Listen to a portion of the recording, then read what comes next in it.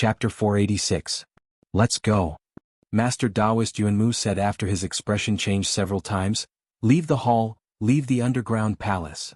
Master Taoist Yuanmu saw Mo Chenga, Qin Shi and Jing Xingji looking at him in surprise and then at the vermilion bird bow with no intention of leaving, so he said in a deep voice, Fellow Taoists, the changes in the devil aura and the demonic creature might be because Guifeng Devil Monarch obtained a treasure.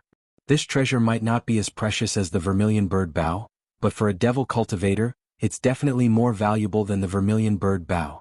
If his strength really soars with this thing, then, seniors, you don't want the vermilion bird bow anymore? They probably knew more about primordial devil steels in this sacrificial temple than Master Taoist Yuanmu did. Once he said that, Mo Chenga immediately understood the speculation of these two late nascent soul cultivators.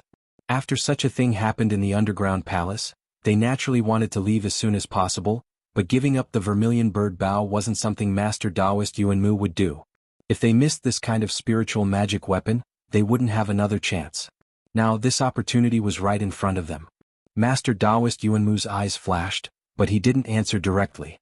Instead he said, the changes in the underground palace aren't safe for the three of you. Since we have the same goal now, how about we write off what happened before? Just a moment ago they fought fiercely, but in just a quarter of an hour they made up and wrote it off. This change was too fast. However, things in the world were like this. Between gain and loss, the difference between friend and foe was only a matter of interest. But it was unusual for Master Taoist Yuanmu to avoid answering about the vermilion bird bow. Mo Chenga rolled her eyes. When she saw Master Taoist Yuanmu's gaze falling on Ling Yunhe, she asked directly, Senior, do you want us to agree to let fellow Taoist Ling take the vermilion bird bow before we leave? Master Taoist Yuanmu paused for a moment then answered in a deep voice, yes. If we want to save our lives we must leave as soon as possible, but we must take the vermilion bird bow with us. Jing Xingji raised his mocking smile again. Fellow Taoist, what good will it do us if we let you take the vermilion bird bow? You've obtained the spiritual magic weapon and achieved your goal, but what about us? You, Taoist Master Yuanmu frowned. He suddenly took something from his hand and threw it out. Qin Shi took it and took a look. It was an interspatial ring. Taoist Master Yuanmu said indifferently, we found this interspatial ring on the remains of an ancient deity transformation cultivator. I won't lie to you. We've taken most of the things inside, but there are still some crystal jades and materials left. In the current world of cultivators, this interspatial ring alone is something that can only be found by luck. Together with the things inside, it is worth more than all the possessions of the three of you. How about I compensate you with this item? Qin Shi probed it with his divine sense and saw that there were hundreds of crystal jades, tens of thousands of high-grade spirit stones, and some strange materials inside. The magic treasures and some commonly used precious items were gone. They should have been taken away by them. He threw the cosmos ring back to Mo Chenga then went to check on Jing Xingji. Jing Xingji hesitated for a moment, then nodded slightly at him. His words were sarcastic, but it wasn't because he didn't understand the situation. The three of them weren't strong enough, so it was impossible for them to seize the vermilion bird bow. It was already a very good result to be able to split some ancient cultivator treasures from the two late nascent soul cultivators. Mo Chenga held the cosmos ring and shifted her gaze to Taoist Master Yuanmu and Iron Face. If the three of them were ordinary cultivators, not to mention this cosmos ring, the hundreds of crystal jades inside would indeed be worth all the possessions of the three of them. Taoist Master Yuanmu could be considered generous. Although this couldn't compare to the vermilion bird bow, the three of them were already at a disadvantage, so it was impossible for them to get more things out of it. The number of demonic creatures passing through the main hall gradually decreased, and the devil aura also became thinner and thinner. Taoist Master Yuanmu was a bit anxious. Fellow Taoists, quickly decide. We don't have much time. Senior Yuanmu. Mo Chenga pondered for a moment then asked, how can you guarantee that once we leave the underground palace, you won't turn hostile? Taoist Master Yuanmu didn't answer immediately. Instead he turned to look at the vermilion bird bow. Even after more than 100,000 years, the golden bow was still shining with dazzling light. It was surrounded by raging flames, and the vermilion bird's breath was warm and full of power. Even just by looking at it, the invisible spiritual aura pressure made people unable to look at it directly. Nowadays, cultivators in the cultivation world habitually referred to powerful magic weapons or materials as spiritual treasures. In fact, according to the Middle Ages saying, only psychic magic weapons could be called spiritual treasures. After the changes in the world, the method of refining psychic magic weapons had long been lost. Even if it had been passed down to this day, it couldn't be refined anymore. Because those materials were all amazing natural treasures that could no longer be found in today's cultivation world. Even in the Middle Ages, not every high-level cultivator could own a psychic magic weapon. Only some big sects had a few psychic magic weapons. Now, there was a psychic magic weapon in front of him. Furthermore, it was the sect-guarding treasure of a big ancient sect. How could he let it go? That being the case, I swear on my inner demon that I won't take the initiative to attack the 3 fellow Taoists inside the Immortal Palace. If I violate this oath, I'll be trapped by my inner demon, suffer from chi deviation, and lose all my cultivation. What do you think? Mo Qianga and Qin Shi glanced at each other in astonishment. Even Jing Xingji was dumbfounded. For a cultivator in the late nascent soul stage, suffering from chi deviation and losing all his cultivation could be considered a very serious oath. Moreover, it was an inner demon oath. Master Taoist Yuanmu seemed very sincere to be able to make such an oath. Since fellow Taoist has made such an oath, we have nothing to doubt, Qin Shi said when he saw that Mo Qianga and Jing Xingji didn't have any intention of objecting. Master Taoist Yuanmu was overjoyed. He looked at Ling Yunhe, who was restrained by Jing Xingji. There's no time to lose. Fellow Taoist Jing Xingji wasn't a sloppy person. He sighed softly and withdrew the sword aura enveloping Ling Yunhe's body. Although he simply let go of Ling Yunhe, he still looked at the vermilion bird bow with reluctance. Such a psychic magic weapon was right in front of him, but he had to watch helplessly as it was taken away by someone else. This kind of feeling was really unpleasant. But what could he do?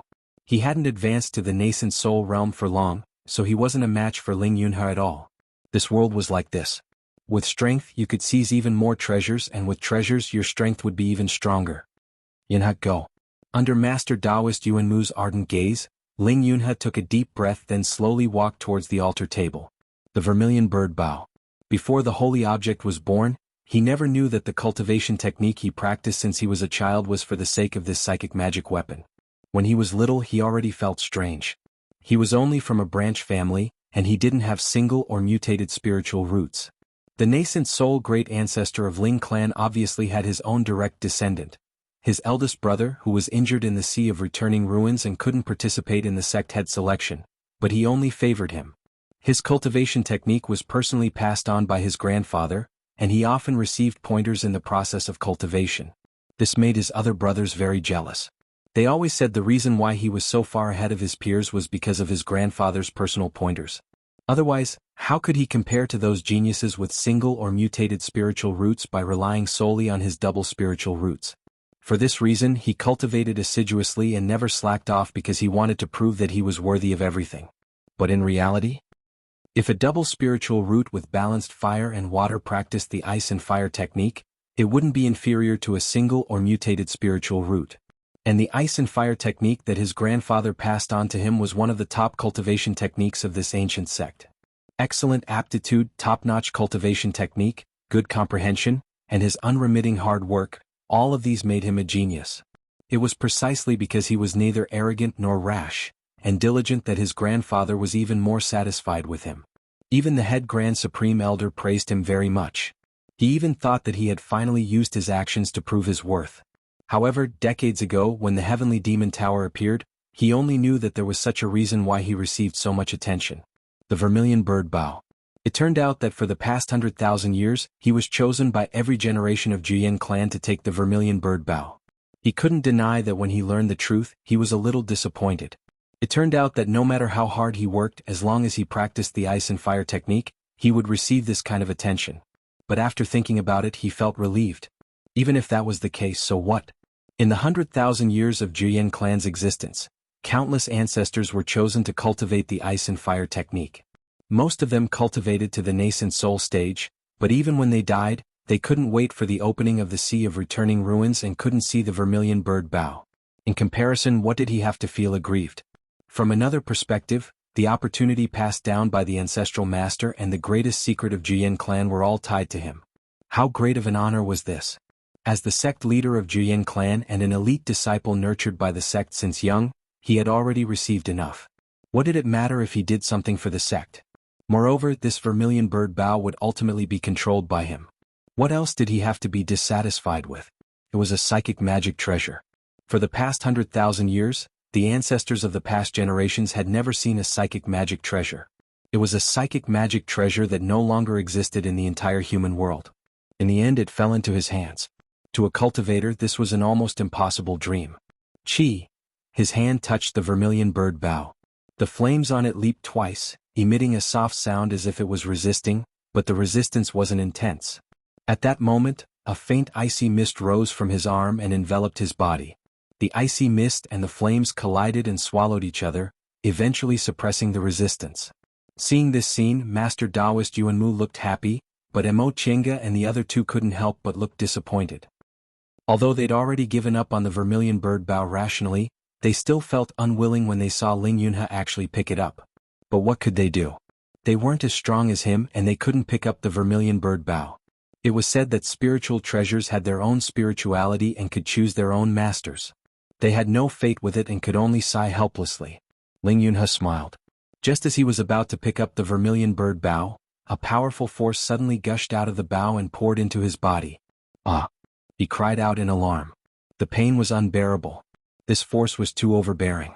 It poured into his palm, passed through his meridians and rushed into his dantian, almost tearing him apart. Yunhe. Master Taoist Yuanmu's expression changed greatly and he rushed forward.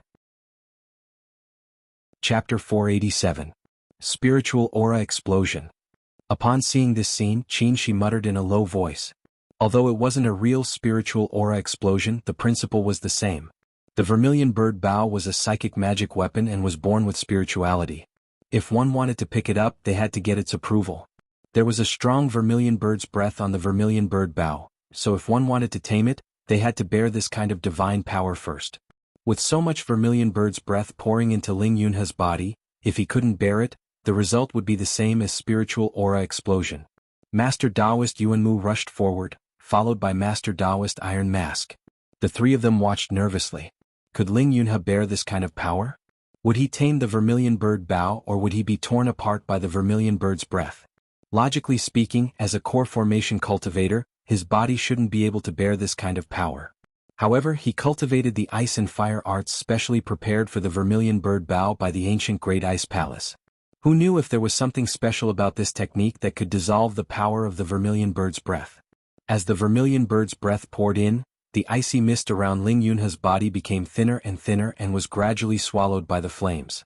The expression on his face became more and more painful, and his whole body slowly turned red as if he had become a red-hot soldering iron. Even the flow of the spiritual aura in his meridians could be seen clearly. Seeing that Ling Yunhe's meridians had almost reached their limit and the divine power from the vermilion bird bough was still pouring in, Master Taoist Yuanmu clenched his teeth and hit the middle of Ling Yunhe's back with his palm. If he let things continue like this, Ling Yunhe probably wouldn't be able to escape the fate of exploding and dying. Since the vermilion bird's breath had already started pouring in, it couldn't be stopped. Therefore, Master Taoist Yuanmu thought of this method to let the extra vermilion bird's breath out of Ling Yunhe's body through another exit. This exit was himself. With Master Taoist Yuanmu sharing the burden, Ling Yunhe's pain was slightly alleviated. However, even Master Taoist Yuanmu didn't feel relaxed when facing the vermilion bird's breath. In the distant past, spiritual magic weapons like the vermilion bird bough could only be controlled by high-level cultivators. The high-level cultivators in the distant past were not the nascent soul realm of today, but the body integration realm or even the Mahayana realm. Compared to a body integration stage cultivator, a nascent soul cultivator was nothing more than an insignificant junior, so how could they withstand the power of the vermilion bird's aura? If it wasn't for the cloud-soaring crane acting as a buffer, he would have directly gone to take it himself. His ending would have been no different from Jing Xingji and Qin Shi's. Gradually, spiritual master Yuanmu's face flushed red. His meridians and dantian could no longer withstand such intense vermilion bird divine power. Seeing this, the Iron Mask spiritual master also came forward. Senior brother. Perfected Yuanmu gritted his teeth. Conserve your strength. Beneath the black iron mask, Master Taoist Iron Mask's eyes flashed. He paused for a moment but in the next second he suddenly reached out to grab Mo Tienga. With a sharp whistle, the three-yang real fire sword flew out. Qin Shi stood in front of her and shouted, "What do you want to do?" Master Taoist Iron Face's reaction was extremely fast. Since his attack missed, a light flashed in his hand and a long jet black whip appeared in his hand. With a flick of his hand, it once again lashed towards Mo Tiange. Qinshi was furious. Just now, Master Taoist Yuanmu made a heart demon oath, so they believed him. However, he didn't expect that Master Taoist Iron Mask, who had been silent like a shadow, would suddenly attack them. If it was just Master Taoist Iron Mask alone, Qinshi and Jing Xingji wouldn't be afraid. However, Master Taoist Iron Mask was an old monster who had lived for almost 2,000 years. He had rich experience in fights of magical powers and his methods were shrewd and ruthless. His sudden attack caught Qinshi off guard. Qinshi had no choice but to change the three-yang real fire sword formation into a huge sword which chopped down at Master Taoist Iron Mask, blocking the momentum of the long whip. Fortunately, Jing Xingji's flying sword also arrived. His reaction wasn't slow, but he was a little far away. Seeing that his attack was resolved by Qinshi and that Jing Xingji's flying sword was behind him, Master Taoist Iron Mask didn't move. He just shook his sleeves and released his spiritual aura. A huge shield suddenly appeared behind him, protecting him. Then he forcibly withstood Jing Xingji's flying sword attack and still attacked Mo Tiange unyieldingly. Qinshi didn't understand what he wanted to do, but his opponent's behavior had already angered him. Master Taoist Iron Mask used Invisible Sword. The golden sword aura was surrounded by the three-yang real fire, then one turned into two turned into four, and in an instant, it turned into hundreds of sword auras which pierced towards Master Taoist Iron Mask. This time, Master Taoist Iron Mask finally couldn't take it head-on. Although his cultivation level was high and he was also rich in experience, his strength wasn't at the top among late-stage nascent soul cultivators. Under Jing Xingji's attack, he couldn't hold on for too long. After all, the attack power of a sword cultivator wasn't something ordinary cultivators could compare to. Facing Qinshi's attack, he chose to retreat. But in the next moment, after avoiding the sword's edge, Master Taoist Iron Mask's body suddenly burst with a strong momentum. He retreated in order to advance. A late-stage nascent soul cultivator, even if he wasn't good at fights of magical powers, was still terrifying when he went all out without holding back his spiritual power. Master Taoist Iron Mask swung his long whip, sweeping it towards Mo Tiange with a whistling sound. Qinshi was shaken by his momentum, so in a hurry he only had time to command his sword aura to block it. With a chi sound, the sword aura and the long whip tangled together. Their spiritual auras intertwined and fought each other, and for a while they fell into a stalemate. Master Taoist Iron Mask seemed to be a bit anxious. Completely disregarding Jing Xingji behind him, he once again burst out his momentum. Seeing that Master Taoist Iron Mask didn't care about anything else, Qinshi's spiritual aura fluctuated violently. Afraid he would hurt Mo Tiange, he hurriedly pushed her away and went to meet the attack himself. Boom! This was a head-on collision of spiritual auras. The violent spiritual aura fluctuation even pushed Mo Tiange aside. Not far from them, Ling Yunhe and Master Taoist Yuanmu, who were sitting in front of the sacrificial table, weren't affected at all because of the vermilion bird's breath. Although Qinshi wouldn't be unable to withstand such a collision of spiritual auras, he had no choice but to avoid it for the time being. Master Taoist Iron Mask swung his sleeve, throwing out the pebble he used in the fights of magical powers again. The pebble turned into a huge boulder, pressing down on Qinshi. Qinshi spread his arms. The three-yang real fire sword turned into a sword light and collided with the huge boulder. In the next moment his figure flashed. He used the teleportation technique and arrived in front of Ling Yunhe. "Fellow Taoist Iron Mask," he shouted sternly. "If you still want to fight, I'll kill you, a junior as well." Ling Yunhe was being tested by the vermilion bird's divine power, and Master Taoist Yuanmu's body was also full of the vermilion bird's breath. Both of them couldn't move. Qinshi was now standing next to them.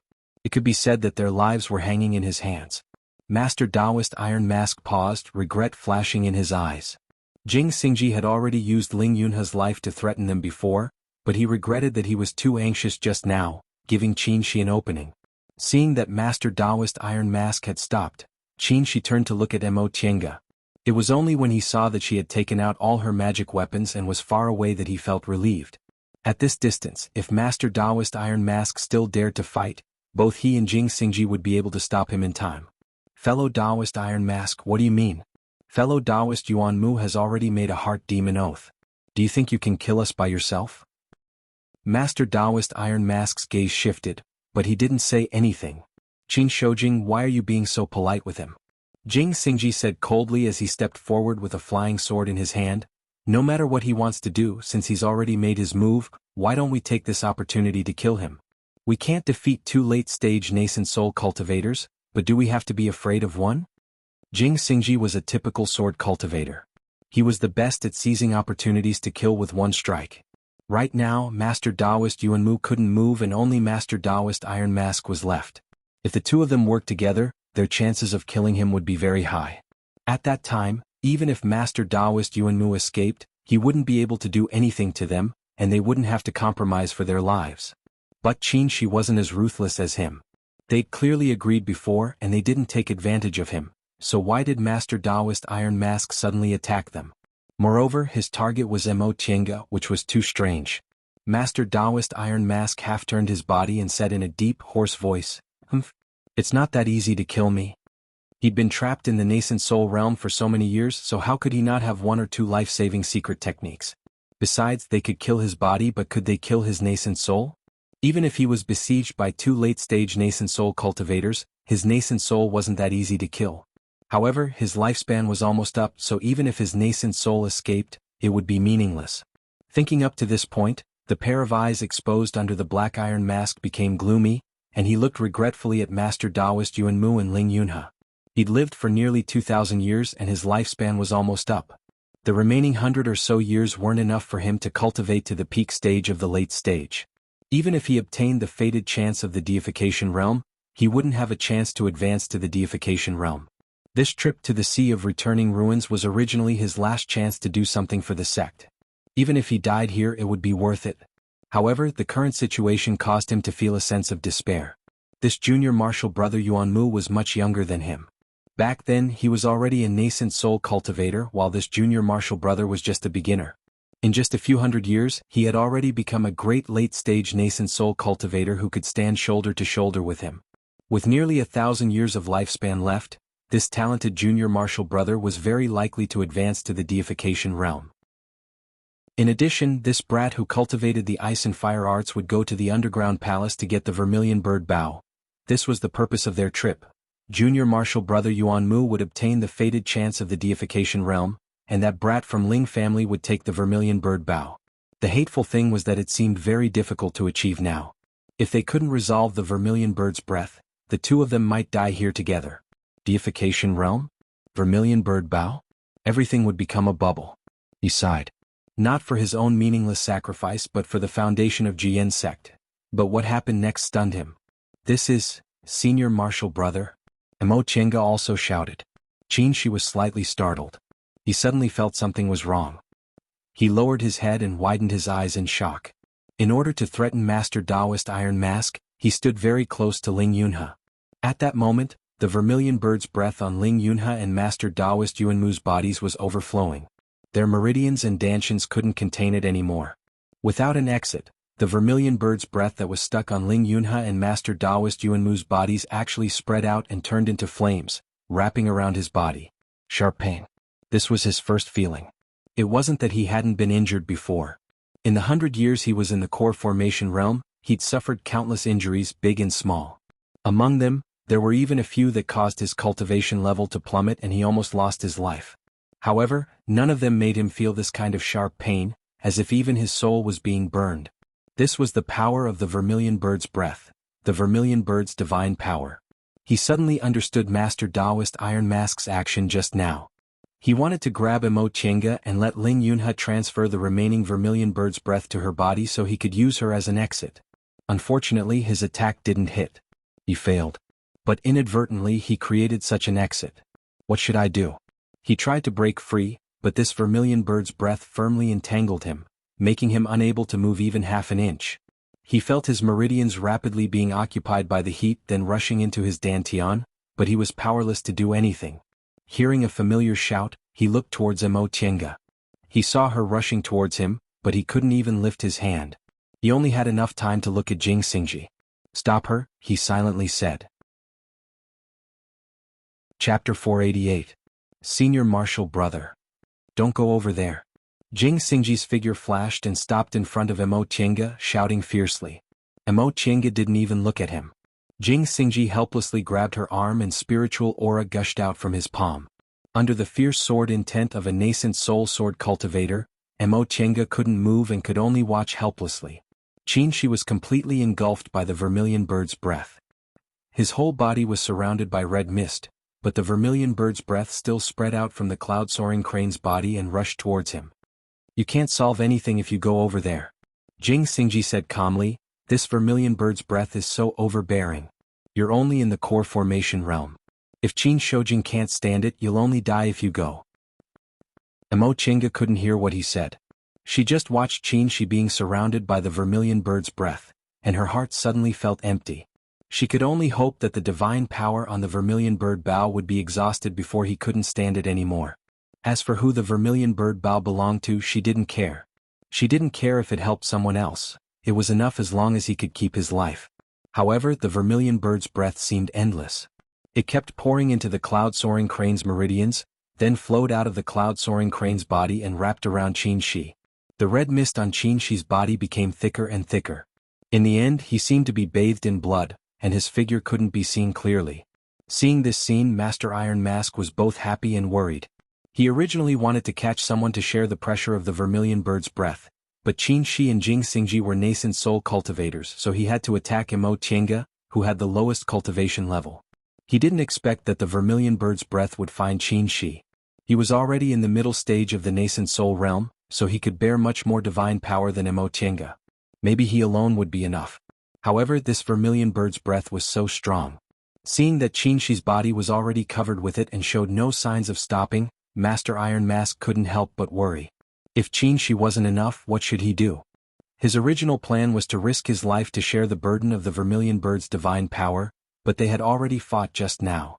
With that sword cultivator's vicious and merciless personality, he would most likely take advantage of the situation and lose his life in vain. With this thought, Iron Mask didn't know what to do and could only watch helplessly. Boom. The blood mist became extremely thick. All of a sudden, a loud explosion rang out from Qin Shi's body. The blood mist unexpectedly turned into flames, burning fiercely. Emo Tienga turned pale with fright. What kind of situation is this? The flame formed by the vermilion bird's breath contained the vermilion bird's divine power. Even Qin Shi's extreme yang real fire was extremely afraid of it. If it directly burned his body, would he still be alive? Huh. To the side, Jing Xingji exclaimed softly in surprise. He muttered to himself, "This is too strange." At this very moment, Ling Yunha's hand was gripping the vermilion bird bow. The breath of the vermilion bird entered his meridians through his palm, and then flowed into Reverend Yuanmu's body. Nevertheless, Master Taoist Yuanmu's whole body was red, and his meridians and dantian were filled with vermilion bird's breath. Qin Shi's situation was different from theirs. First, he hadn't come into contact with Ling Yunha before, so it could be said that the vermilion bird's breath took the initiative to find him. Second, the vermilion bird's breath on his body was in the form of a red mist, unlike the other two's, which directly entered his meridians. Third, the other two didn't have flames on their bodies, but Qin Shi's eventually turned into flames. In just a short while, the flames had completely surrounded Qin Shi. Aside from a hazy shadow, nothing else could be seen. Just when the others thought he was going to be burned to ashes by the flames, a hazy white light suddenly appeared in his dantian. At first, this white light was only a tiny dot hidden in the flames. It was so faint that it seemed like an illusion. But gradually the white light became brighter and bigger. In the end, it even competed with the vermilion bird's flames. Boom! Another dull sound rang out. The vermilion bird's breath seemed to crazily rush towards Qin Shi. From the vermilion bird bow, from Ling Yunha, and even from Master Taoist Yuanmu. These vermilion birds' breaths flowed into Qin Shi's body, turning into flames and rushing towards that white light. This is... Jing Xingji and Master Taoist Iron Mask were both dumbfounded. What kind of situation was this? Emo Chenga was stunned, but she suddenly thought of something. She was overjoyed. Yang spiritual bead. She almost forgot that Qin Shi had a yang spiritual bead on him. Lord Taoist Jinghe said yang spiritual beads were strange objects born in spirit veins. They specialized in swallowing the yang spiritual aura in spirit veins. Over time, they swallowed all the yang spiritual aura in the spirit veins and produced yang spiritual beads. According to this, yang spiritual beads contained inexhaustible spiritual aura. If they were completely released, even a deification cultivator's body would easily explode from the spiritual aura. Because a yang spiritual bead could produce yang spiritual beads, it was impossible for a deification cultivator to have more spiritual aura than a spirit vein. Since a yang spiritual bead could contain so much spiritual aura, could it also contain the divine power brought by the vermilion bird's breath? When she thought of this, Mo Chinga felt like she had been rescued from a desperate situation. Hope once again emerged in her heart. Yang spiritual bead? Jing Xingji frowned slightly in confusion. Although Qin Shi was with him when he obtained the yang spiritual bead, Jing Xingji didn't know what kind of yang spiritual bead that unremarkable bead was. If he knew, he would definitely regret it so much that his intestines would turn green. Back then he simply didn't care about that bead. When they were dividing the spoils of war, he casually threw it to Qin Shi. It was precisely because of this yang spiritual bead that Qin Shi cultivated faster than him, had more fated chances than him, and even obtained a top-notch cultivation technique, the pure yang technique, from a deification cultivator. It even led to the marriage between Qin Shi and Mo Tiange. Fortunately, he didn't know that sometimes, ignorance was also a kind of happiness.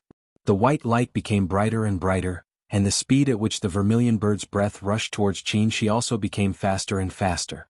Master Taoist Iron Mask's expression became a bit strange. His intuition told him that something was wrong. The yang spiritual bead shone brightly, but the vermilion bird bow's light became dimmer and dimmer. The vermilion bird's breath on Ling Yunhe and Master Taoist Yuanmu also became lesser and lesser. All of this vermilion bird's breath rushed towards Qin Shi. After a long time, maybe a quarter of an hour, maybe even shorter, the flames on the vermilion bird bow finally swayed, dimmed, and finally disappeared. Without the vermilion bird's breath, it only looked like a simple and exquisite weapon. The vermilion bird's breath on Ling Yunhe and Master Taoist Yuanmu also completely disappeared. Without the support of the vermilion bird's divine power, the two of them suddenly collapsed to the ground. Master Taoist Iron Mask was stunned for a moment. He then rushed forward to check Ling Yunhe and Master Taoist Yuanmu's situation. After checking their pulse, Master Taoist Iron Mask was dumbfounded. After a while he sat paralyzed on the ground. Their meridians and dantians were forcibly rushed by the vermilion bird's breath. Although their meridians weren't broken, they were more or less damaged.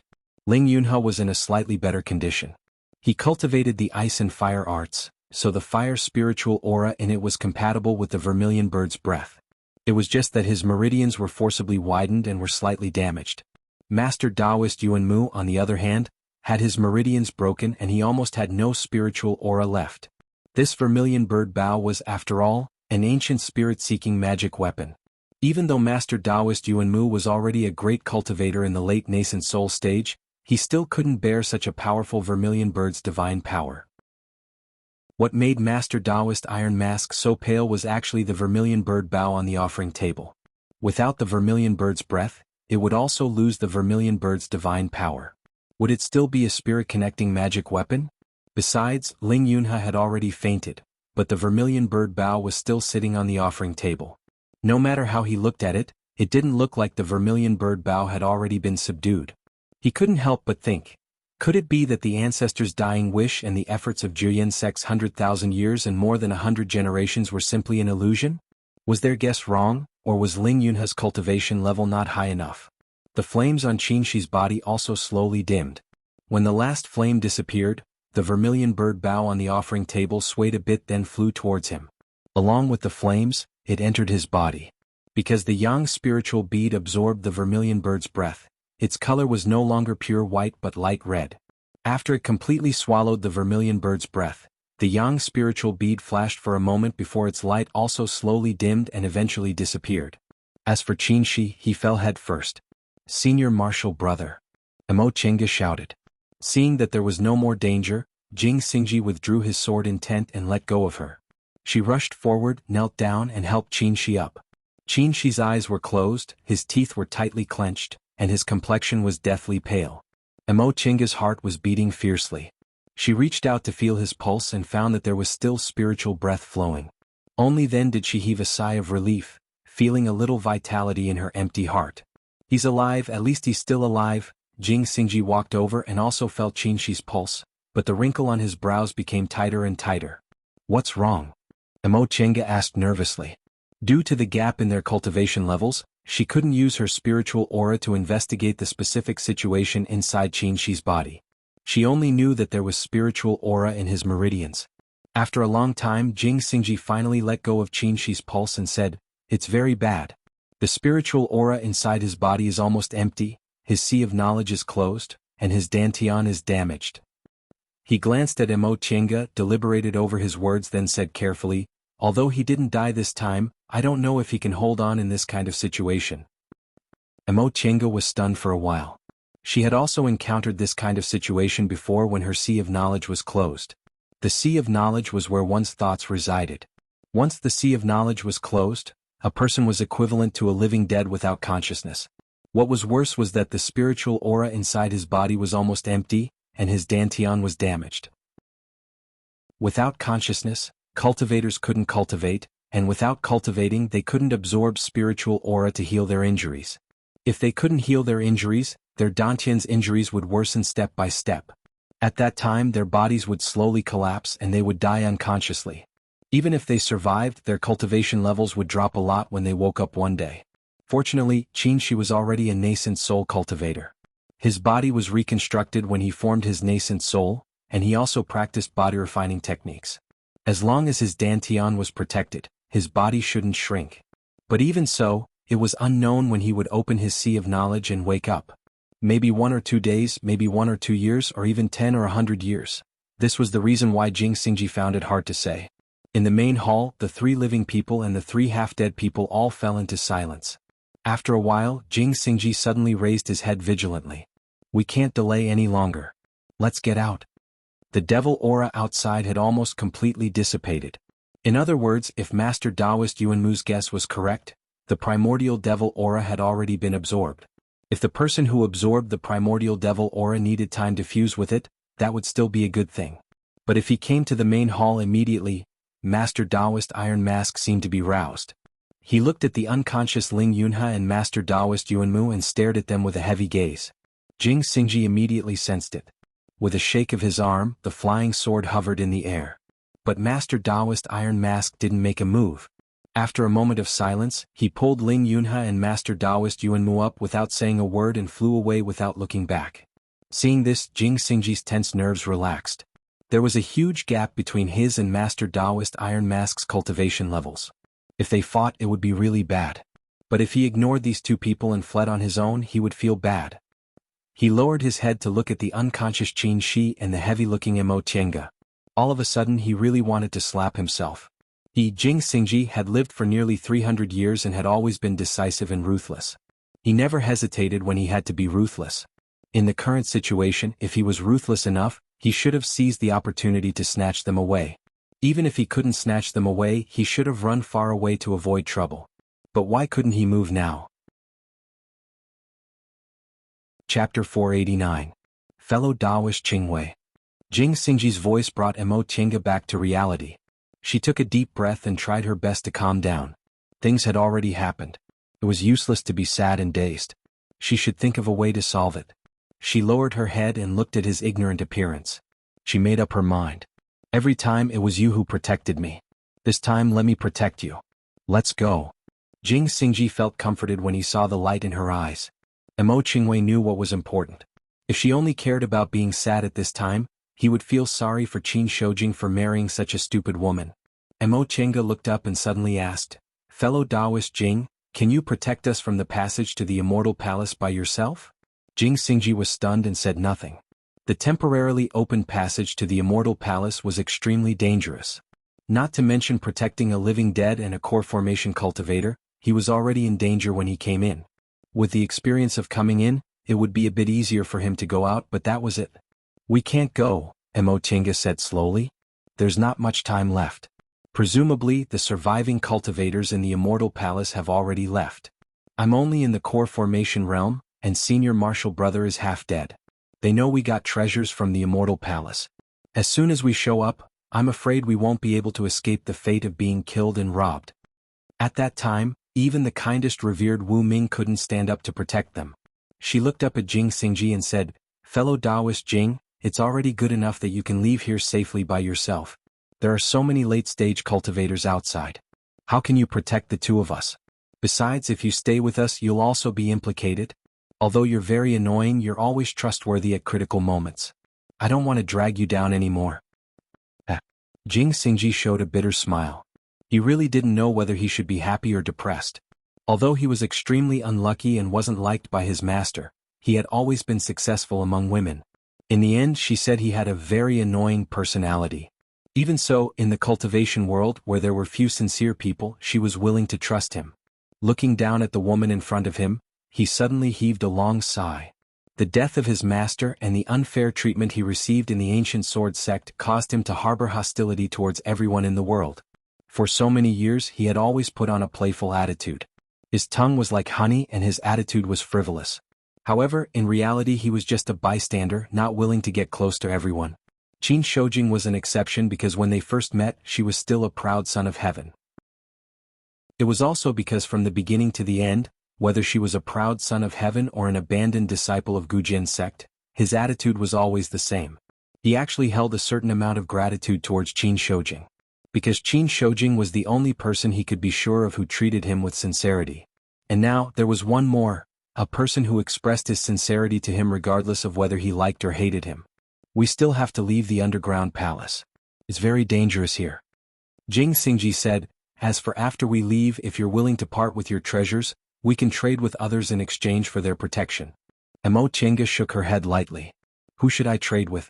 Everyone knows that senior brother and I will definitely obtain the treasure. Everyone is envious. Originally, trading with the Jiyan sect was extremely good. They have 2 late nascent soul cultivators and their strength is the strongest.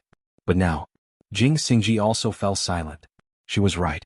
In the face of profit, the person whom he chose to trade with had to be strong enough. Otherwise, even if others were to covet him, he wouldn't be able to protect himself. As for the underground palace, it's even more impossible to leave. That soul formation refined corpse outside is too dangerous. Even if it was as perfected Yuanmu had guessed, that the Ghost Square Demon Lord had obtained the Essence Demon Stone Steel and absorbed the Essence Demon Chi here, he was still a human. If they met, they could still negotiate. However, the refined corpse outside was a dead object. There was no reason to negotiate. Besides, as long as he was conscious, the Phantom Square Demon Lord would not stay here forever. Jing Xingji's eyes flashed and he finally asked, then do you want to stay here? Once the passageway to the Immortal Palace is closed, it cannot be opened again. You said it yourself. At that time he would be trapped in the Immortal Palace. So what if he advanced to the nascent soul stage? What if Qin Shoujing wakes up? You're still so young. Are you going to waste your remaining lifespan here? If you can't leave, what's the difference between dying and not being able to leave? I don't know. Mo Chenga rubbed the space between her eyebrows tiredly. She lowered her head to look at Qin Shi's ignorant face. If I go out, I'll die. I can only choose to live now. If there was a way out, why would she choose this way? Because of Qin Shi's arrival, she no longer needed to rely on Jiuyin sect to trade with them. On the other hand, if it wasn't for Qin Shi and Jiuyin sect wanted to take the Vermilion Bird Bow, she certainly wouldn't have gotten involved, and she wouldn't have fallen out with Jiuyin sect. Fu Yaozi had already planned for her. She would give up some benefits in exchange for the protection of these late nascent soul cultivators. She would get what she wanted as long as they could tolerate it. Unfortunately, her plans didn't change quickly. She had already taken another path. Even if she behaved humbly now, those late nascent soul cultivators wouldn't tolerate it. Time passed bit by bit, but Jing Xingji still didn't say anything. He just stood there, neither saying he would leave nor saying he would stay. Fellow Taoist Jing. After a moment of hesitation, Mo Chenga took out the Chengkuan ring from inside her robe and tossed it to him. You haven't obtained any benefits from our cooperation this time, but you've been dragged into trouble. This is our harvest this time. Since I won't leave, I'll give it to you. Jing Xingji took the ring and was stunned. This Chengkuan ring was naturally the one he got from Master Taoist Yuanmu just now. He knew very well how valuable it was. Although Chengkuan rings were extremely precious and could only be possessed by high-level cultivators in the Middle Ages, they were only storage-type magic weapons in the end. The most valuable thing was the crystal jades inside. If one appeared in a high-level cultivator's trade fair, it would cause a commotion, let alone there were so many of them here. This Chengkuan ring was much richer than his entire net worth. He knew Qin Shoujing, as the Grand Supreme Elder of Xianqing School, would only have more wealth than him, but it also wouldn't surpass this Chengkuan ring. What he didn't know was that the two of them previously obtained a deification cultivator's Chengkuan ring, which contained a lot more things than this one. Besides, Qin Shi was unconscious now and they didn't know whether he could hold on or not, so how could Mo Chenga be in the mood to divide the loot? Do you know how much wealth is in this? Jing Xingji asked. Are you really going to give it all to me? Mo Chenga chuckled softly. I'm already giving you things, yet you're still talking so much nonsense. She paused for a moment, then took out a blank jade slip from her chinkuan bag. She recorded something, then threw it to him. This is the way out. Take it and leave quickly. If you delay any longer, you might not be able to leave. The devil aura outside almost disappeared. Jing Xingji looked down at the chinkuan ring in his palm and finally clenched it. Alright, take care. Mo Chinga nodded, then said faintly, see you later. See you later. He spat out the last two words with some difficulty. He took a deep look at them for the last time, then finally turned around and left without looking back. When Jing Xingji's figure disappeared, Mo Chinga held Qin Shi in her arms and stared blankly at the empty hall. After a long time, she once again heaved a long sigh. She didn't know whether this was the right choice or not, but she knew she absolutely couldn't leave the underground palace now. The reason was exactly what Jing Xingji said just now. She and Qin Shi had treasures on them, so without martial strength, they would inevitably become targets for others to kill. Moreover, they couldn't pass through the passage to the Immortal Palace. There was a deification refined corpse above, so the Immortal Palace wasn't as safe as this underground palace. As for the future, she could only take it one step at a time. Girl, why are you doing this? Fu Yaozi's sigh rang in her mind. Mo Chinga was slightly startled, but she soon smiled and said, Master, you're awake?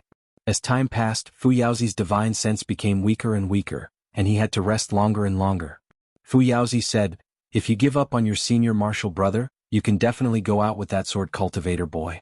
Since he has the ability to pass through the passage to the Immortal Palace alone, plus the life-saving technique Master taught you, you won't be a problem. Mo Chinga shook her head. I never thought about giving up on senior martial brother. Looking at Qin Shi's calm face, she said, senior martial brother never gave up on me, and I also won't give up on him. He had saved her too many times. When she was in the aura refining realm, she was ignorant and caused trouble. She was chased by people from Yunwu sect, but it was him who arrived in time. When she was building her foundation, she mistakenly entered Zhong Muling's illusory sky formation.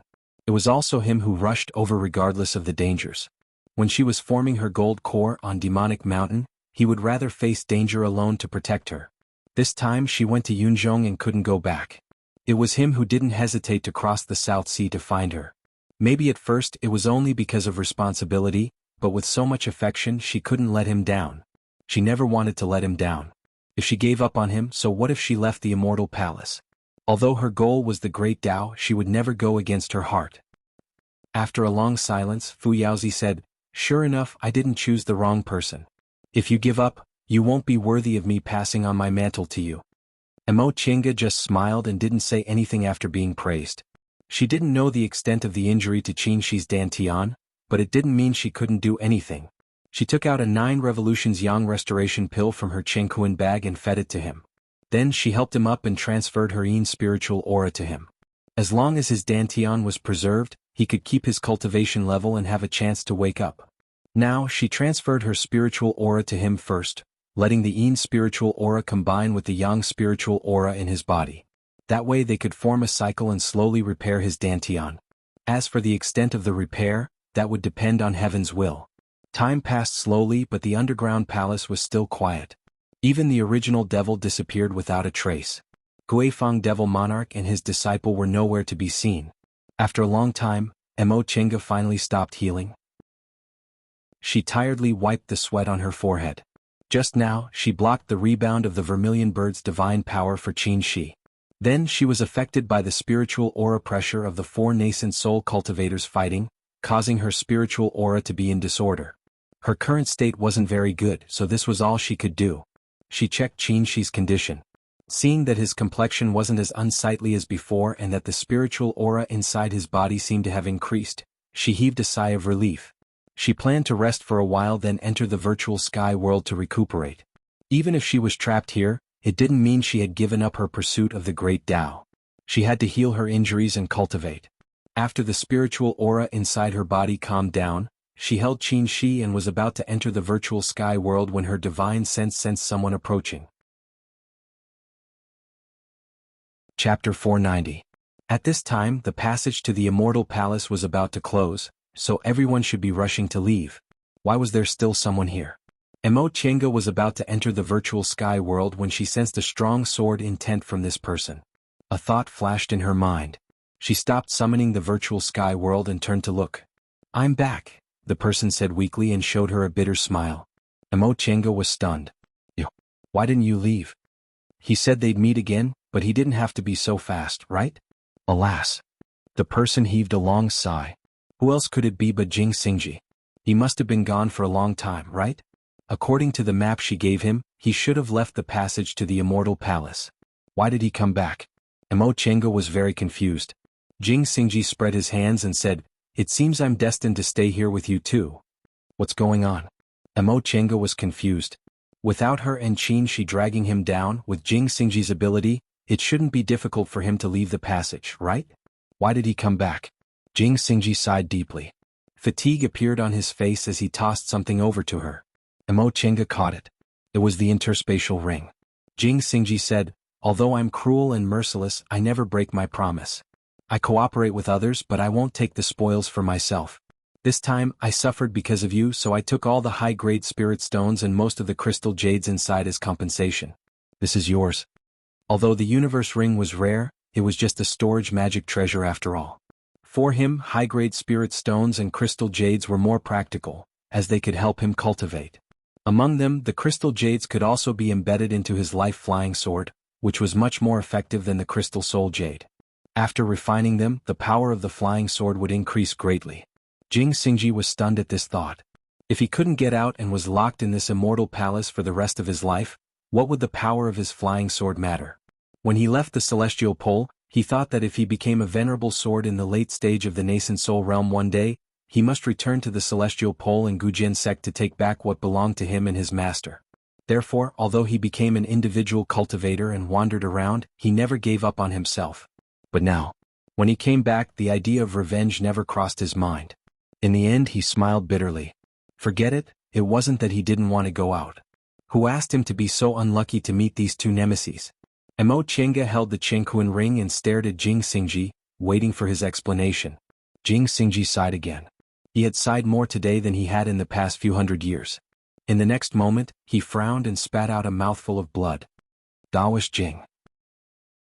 Jing Xingji fell to the ground and carelessly wiped the blood from the corner of his mouth. He smiled at her. "Do you understand now? It's not that I don't want to leave, but I can't." "You?"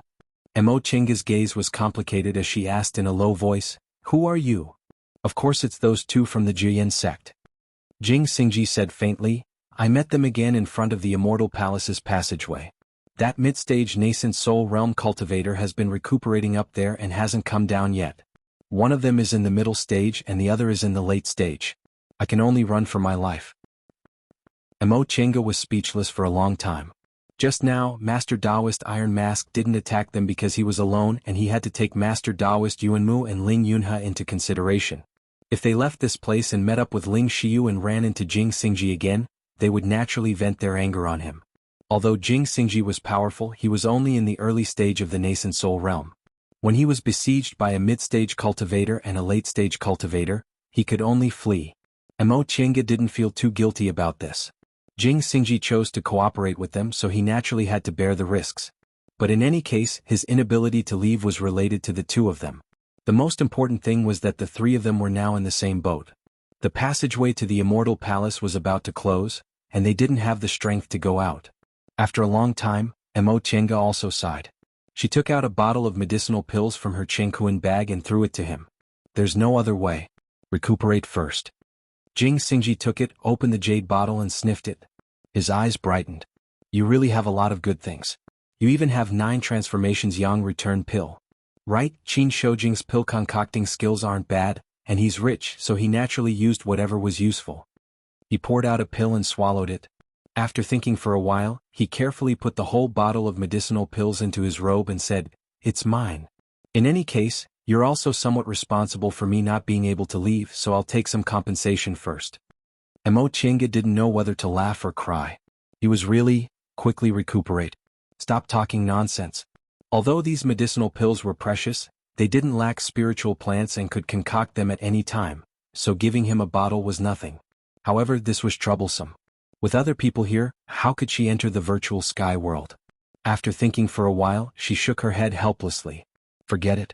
The devil aura in this sacrificial temple was already gone, and it was full of spiritual aura.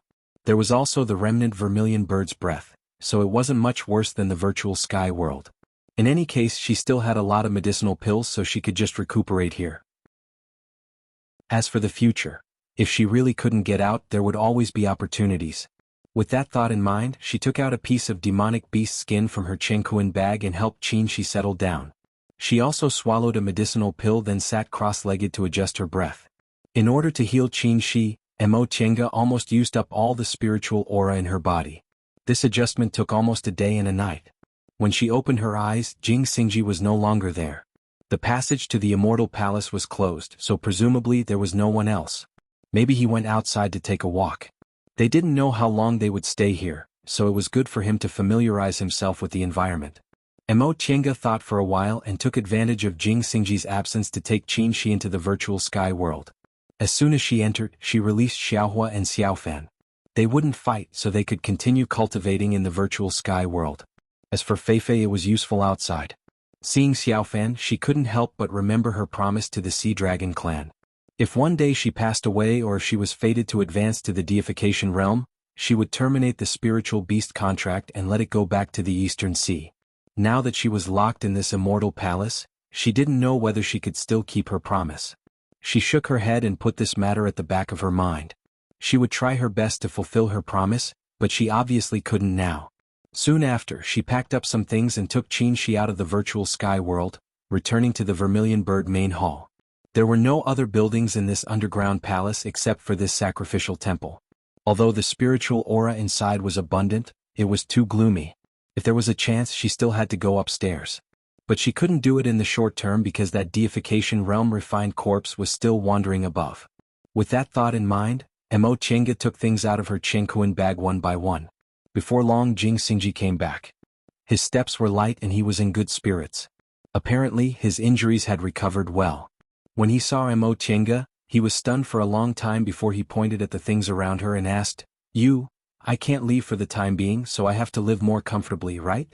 Mo Tiange glanced at him and calmly poured herself a cup of tea. She arranged a small cultivation room in a corner of the main hall. In the innermost part was a bamboo bed covered with a piece of soft animal skin, where Qin-Shi was placed. Next to him was another piece of animal skin with a praying mat on top of it, which was her place to cultivate. In front of her was a tea table with a small tea stove on the side. In the outermost part, there was a row of short tables with all kinds of books on them. They were both decorations and partitions. Jing Xingji was amazed and shook his head. Women will always be women. Mo Tiange pointed at the other side of the vermilion bird statue. That side is yours. We won't disturb each other. With the statue and the sacrificial table as a partition, they wouldn't be able to see each other at a glance and would have some private space. Jing Xingji glanced at them but didn't say anything. He walked towards her and said, I just walked around the entire underground palace. Mo Tiange pushed out another praying mat and let him sit on the opposite side of the tea table. She asked, What did you find? Jing Xingji hesitated for a while and said, Someone didn't go out like us. What? Mo Tiange was surprised, but she soon frowned. Could it be that Guifang devil monarch? They couldn't go out because their strength was limited, but other people didn't have this problem, right? Jing Xingji nodded at first but then shook his head. Yes and no. What do you mean? That Guifang devil monarch has died, Jing Xingji said. Mo Tiange was shocked. What? Although she had guessed it, she never believed that the devil monarch who could compete with revered Wu Ming had died just like that. She couldn't help but think of Guifang City, the evaluation the devil cultivators in the city had of Guifang devil monarch, and his secret scheme of obtaining the heavenly devil tower. Although he didn't have much time left in his lifespan, dying just like that was really hard to believe. What did you see? You said there was an original devil steel here and it was the source of the devil aura from before, right? Mo Tiange nodded. When she first entered the underground palace, she said that to Jing Xingji. I just walked around the underground palace and found that steel. And then? Mo Tiange asked.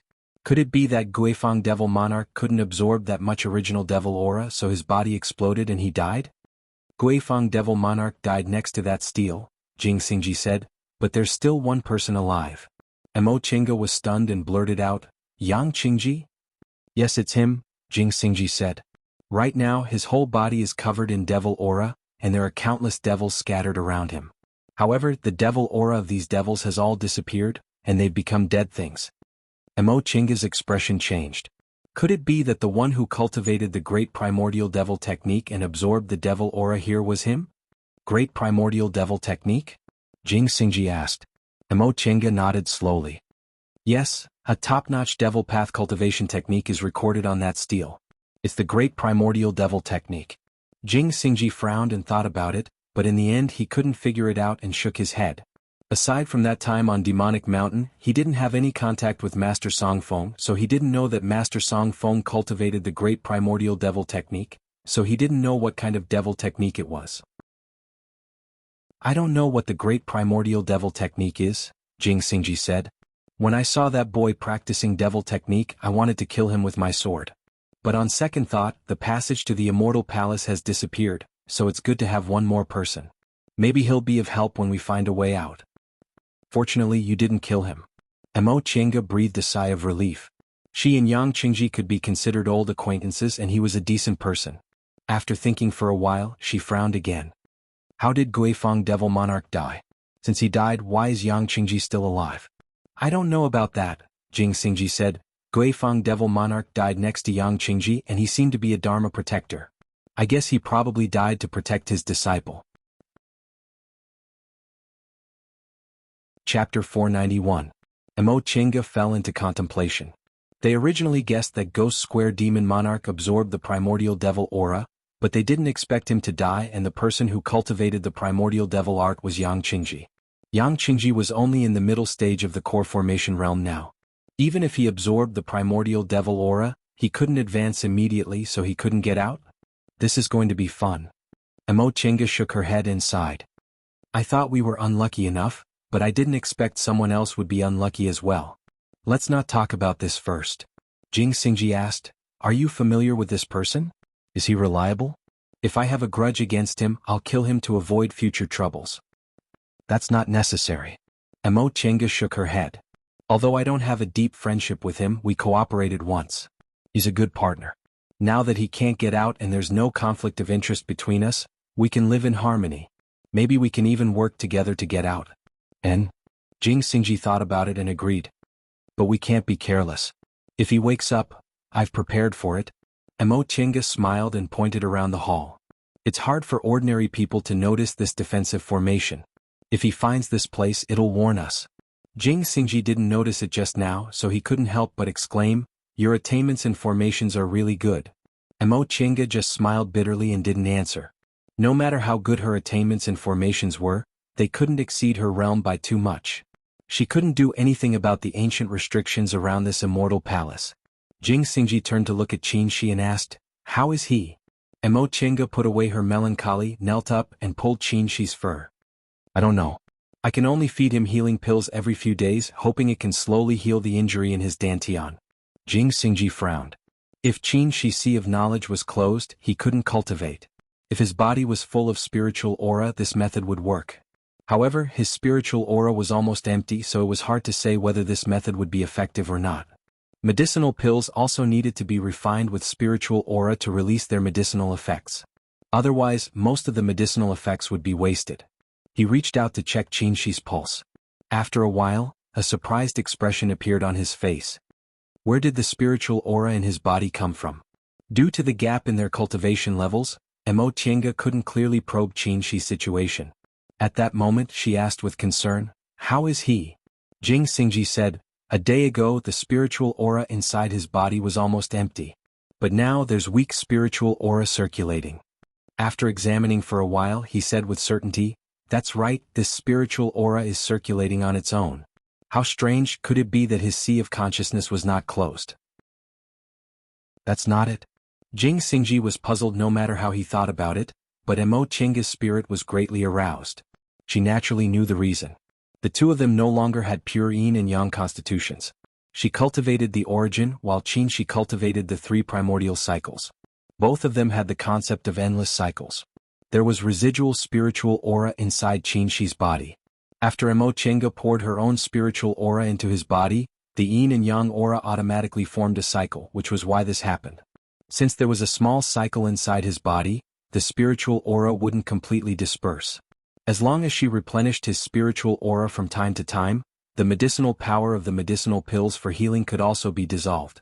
In this way, as long as the medicinal pills continued, his dantian would be restored one day.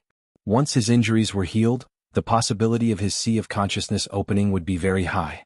For more than a day, although she tried her best to stay calm, deep in her heart, she was in a trance.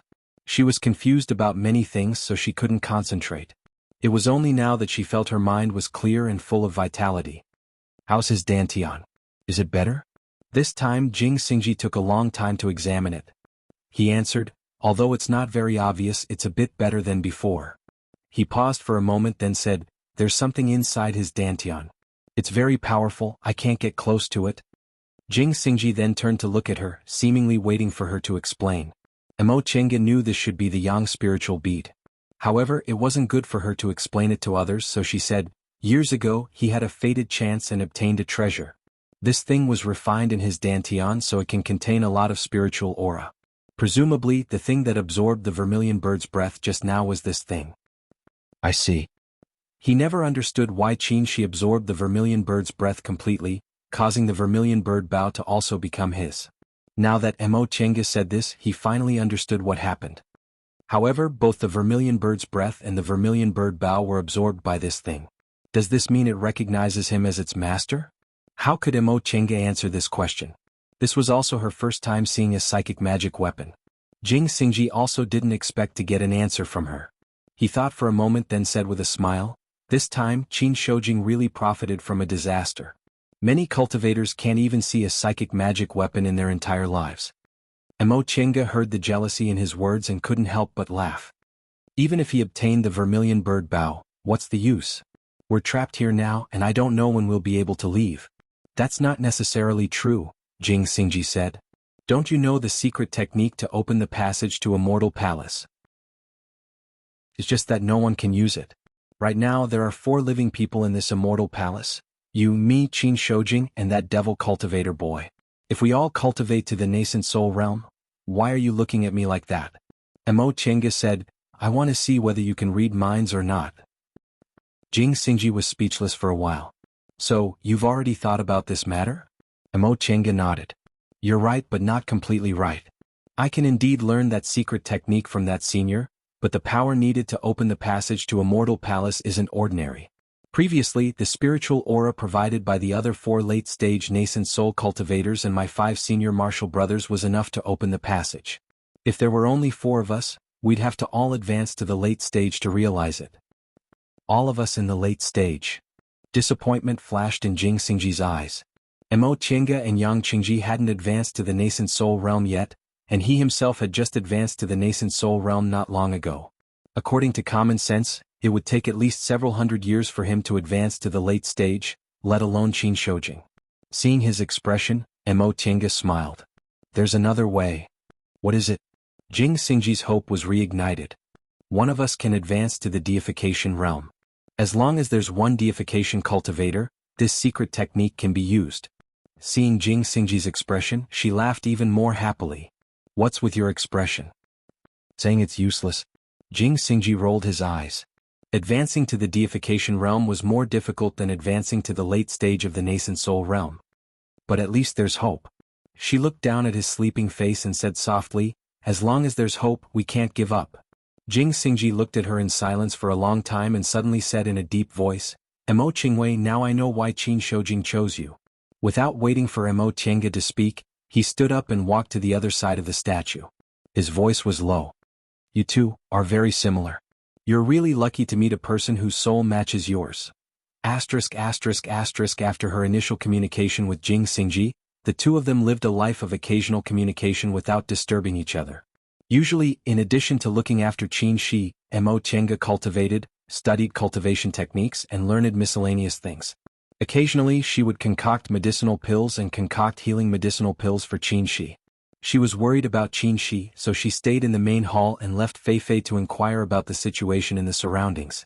As for Jing Xingji, he casually took a praying mat from his Chengkuan bag and threw it in the corner. He minded his own business, recuperated, and wandered around when he had nothing to do. As for Yang Qingji, he hadn't woken up yet. He was still in the stage of refining primordial devil aura. Fei Fei and Jing Xingji were very interested in him. They went to see him every day, reported to her when they came back, and guessed when he would stop cultivating. Amo Chinga couldn't help but laugh. Fei Fei was fine since it was a playful spiritual beast, but Jing Xingji also had this kind of personality. He was really different from when she first met him. A month passed in the blink of an eye. On this day, after feeding Qinshi medicinal pills, Fu Yao's voice suddenly rang in her mind, which had been quiet for a long time. Girl? Amo Chinga was happy. Master, you haven't spoken for a long time. Fu Yao's voice sounded a little tired. Master. Master has rested for so long just for today. Amo Chinga was stunned. She suddenly realized something and was a little scared. Master, it seems you guessed it. Fu Yao's tone was still calm. Master's divine sense is about to dissipate. I'm afraid I can't accompany you. Master, why are you sad? Parting between life and death is a common thing in life. Besides, didn't you say Master's original body has long advanced to the deification realm? I don't know whether my original body is still alive or not.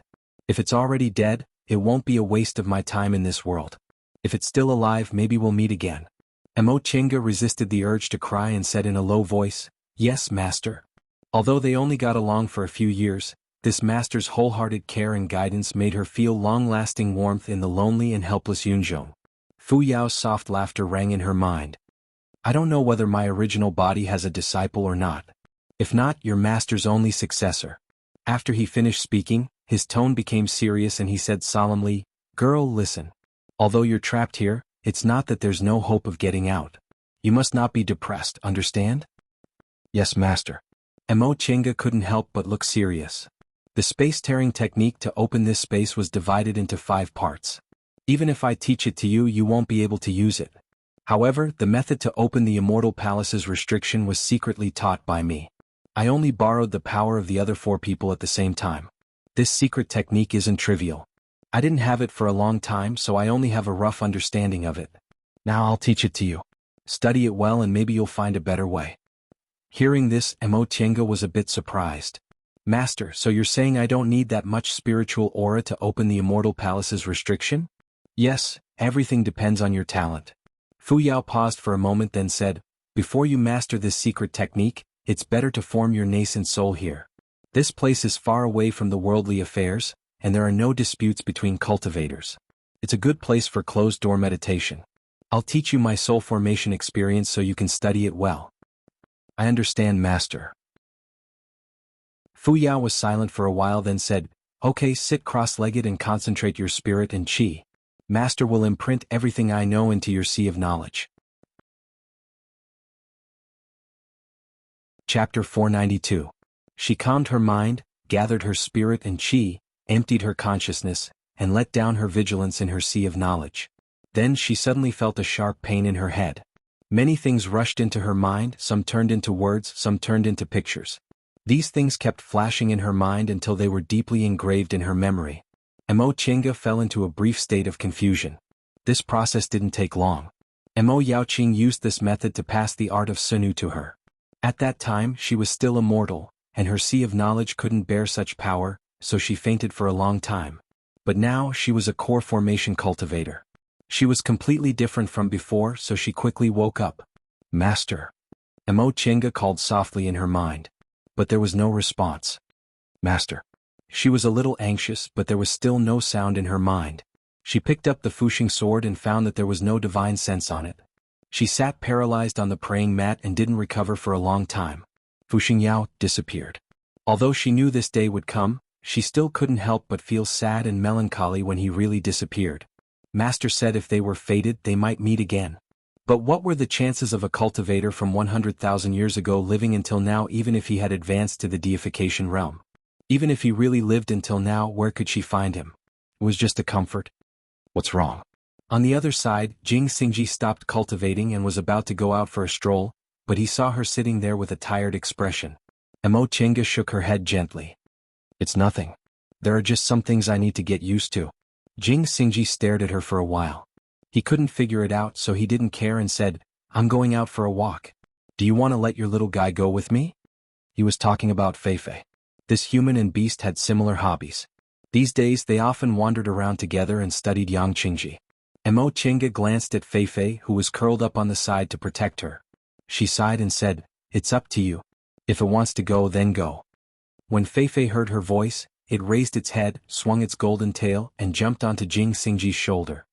"Then we'll go first." Mo Qingge nodded absent-mindedly. Watching the human and beast disappear, Mo Qingge closed her eyes. Master.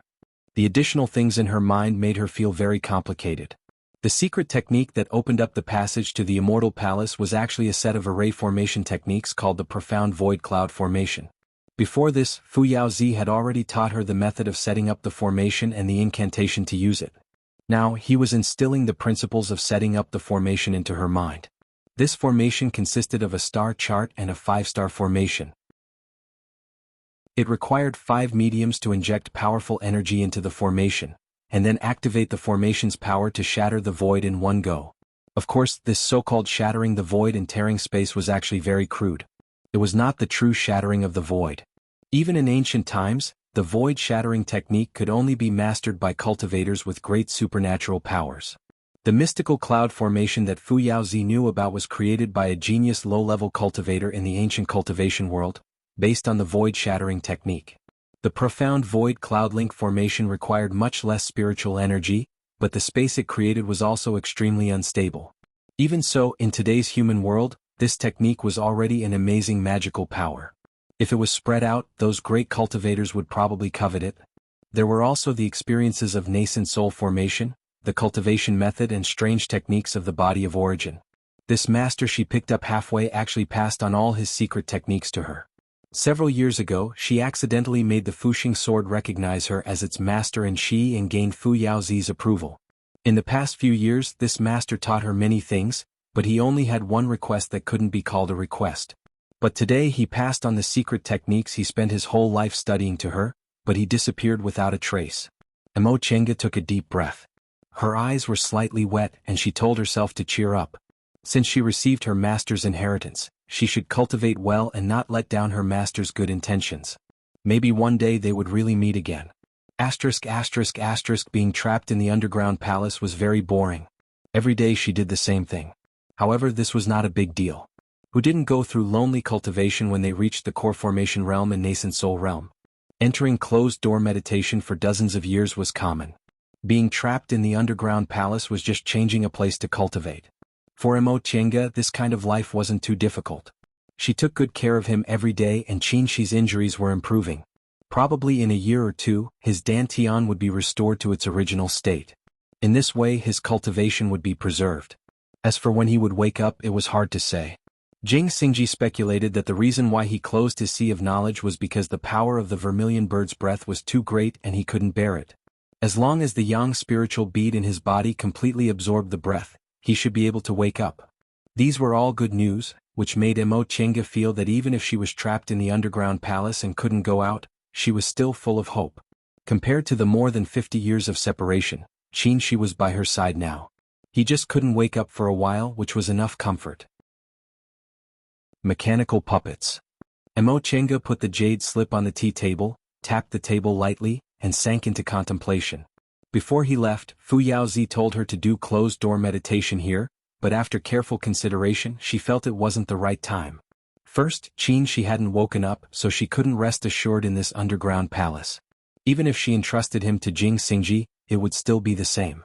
Second, it wasn't easy to find a safe place to do closed-door meditation, and if she wanted to enter the virtual sky world, she couldn't explain it to Jing Xingji. Third, if she wanted to do closed-door meditation, she would have to form her nascent soul. There were still a lot of things she had to prepare, so she had to settle everything and have nothing to worry about. With these considerations, she decided to wait for Qingshi to wake up before considering closed-door meditation. She might as well use her spare time to study miscellaneous studies. Whether it was the mysterious void cloud connecting formation or Fu Yaozi's art of the origin, they were things that could only be comprehended by nascent soul cultivators. With her current realm, she still couldn't understand them. Therefore, Mo Qingge picked up the relic of an ancient deification cultivator, Introduction to Mechanisms. This introduction to mechanisms was easy to understand and didn't restrict one's realm. From making simple mechanisms at the beginning, to making elementary puppets at the end, there was a very detailed explanation. It was a good introductory book. If she could thoroughly understand this introduction to mechanisms, making simple puppets wouldn't be a problem. The so-called simple puppets, in the eyes of ancient cultivators, were enough to reach the core formation realm based on today's standards. With core formation puppets she could do a lot more things. For example, in the immortal palace above the underground palace, because there was a deification realm refined corpse, they didn't dare to leave the underground palace rashly. Even if they left the underground palace, they still had to be on tenterhooks because there were some things they couldn't do. But if they had puppets, they could let the puppets go out of the underground palace on their behalf and search for treasures in the immortal palace. The puppets didn't have a human aura, so the refined corpse wouldn't attack them. Moreover, the cultivation level of the core formation realm wasn't low. As expected, the puppets were controlled by the crystal stones she saw in the ancient records of the virtual sky world. Of course, crystal jades and crystal soul jades could also be used. According to this jade slip, the difference between crystal jades, crystal stones, and crystal soul jades lay in the spiritual aura they could provide. Crystal jades were naturally the best. They contained a lot of spiritual aura and had a strong automatic recovery ability. Crystal jades were necessary to make high-level puppets because crystal stones and crystal soul jades weren't enough to provide the spiritual aura needed to control puppets. Ordinary puppets could use crystal stones. Compared to crystal jades, crystal stones weren't precious and were cheap. They just needed to be inlaid a bit more, so most puppets used crystal stones. As for crystal soul jades, because middle and high-level puppets needed too much spiritual aura, crystal soul jades were generally only used to practice with low-level puppets. After she finished reading this jade slip, Mo Chenga finally realized that the 2 foundation-building puppets Wanderer Ziwei gave her were only for beginners to practice with. After the 2 puppets were broken, she took them apart and examined them. Sure enough, they were inlaid with crystal soul jades. If she wanted to learn the art of mechanisms, there were many materials related to the art of mechanisms in this ancient cultivator's Chenkuan ring. In addition, when she just formed her gold core, she exchanged a large amount of crystal soul jades in Kuanzhong City, so it was just right for her to practice. Taking advantage of Jing Xingji's absence, Mo Chenga cleaned up the things in the 2 Chenkuan rings. She put all the materials related to the art of mechanisms into a Chenkuan bag and started to study them. She had always been serious about her work. Every day, aside from her fixed cultivation time, she spent almost all her time comprehending the art of mechanisms. Soon she made the first batch of finished products. Jing Xingji was very interested in this. Since he had nothing to do, he squatted beside her with Fei Fei and watched her make the puppets. Mo Chenga didn't have any intention of hiding anything. If he wanted to watch, she'd let him watch. It would be best if she could help him. Unfortunately, Jing Xingji obviously wasn't interested in miscellaneous knowledge. In the beginning he was very excited, but after 2 days he only watched and didn't do anything. A month later, Mo Chenga made the first batch of puppets. This batch of puppets only had the cultivation level of the peak stage of the aura refining realm, but it was a good start. After she used her divine sense to place restrictions on the puppets, she directed them to leave the underground palace. With the strength of her divine sense now, this wasn't difficult. However, the immortal palace was very big and these puppets were too weak, so they couldn't go too far. Half a day later, these aura-refining puppets brought back some withered spiritual plants, which made Mo Chenga overjoyed. This meant that her plan was feasible. If she could create a core formation stage puppet, she would be able to do even more things. Mo Chenga immersed herself in studying how to make puppets. Several months passed in a flash. During this time, Qin Shi's injuries were getting better. His dantian was no longer a hindrance, so he only needed to rest. With the 9 transformations Yang restoration pill, Jing Xingji's injuries healed very quickly. These days he no longer just meditated and strolled around. He began to find a quiet place to practice his swordsmanship. As for Fei Fei, it often slipped out of the underground palace and strolled above. Fei Fei's behavior worried Mo Chenga. Although it had the ability to coexist peacefully with spiritual beasts, refined corpses weren't living creatures, so they weren't affected. Fei Fei didn't care at all and said it could handle it. Since it was so confident, Mo Chenga didn't say anything. Fei Fei wasn't an ordinary spiritual beast. After all, it was a divine beast, so it always had something special about it. As for Yang Qingji, he still hadn't woken up. Chapter 493. You're still messing around with your lousy toys.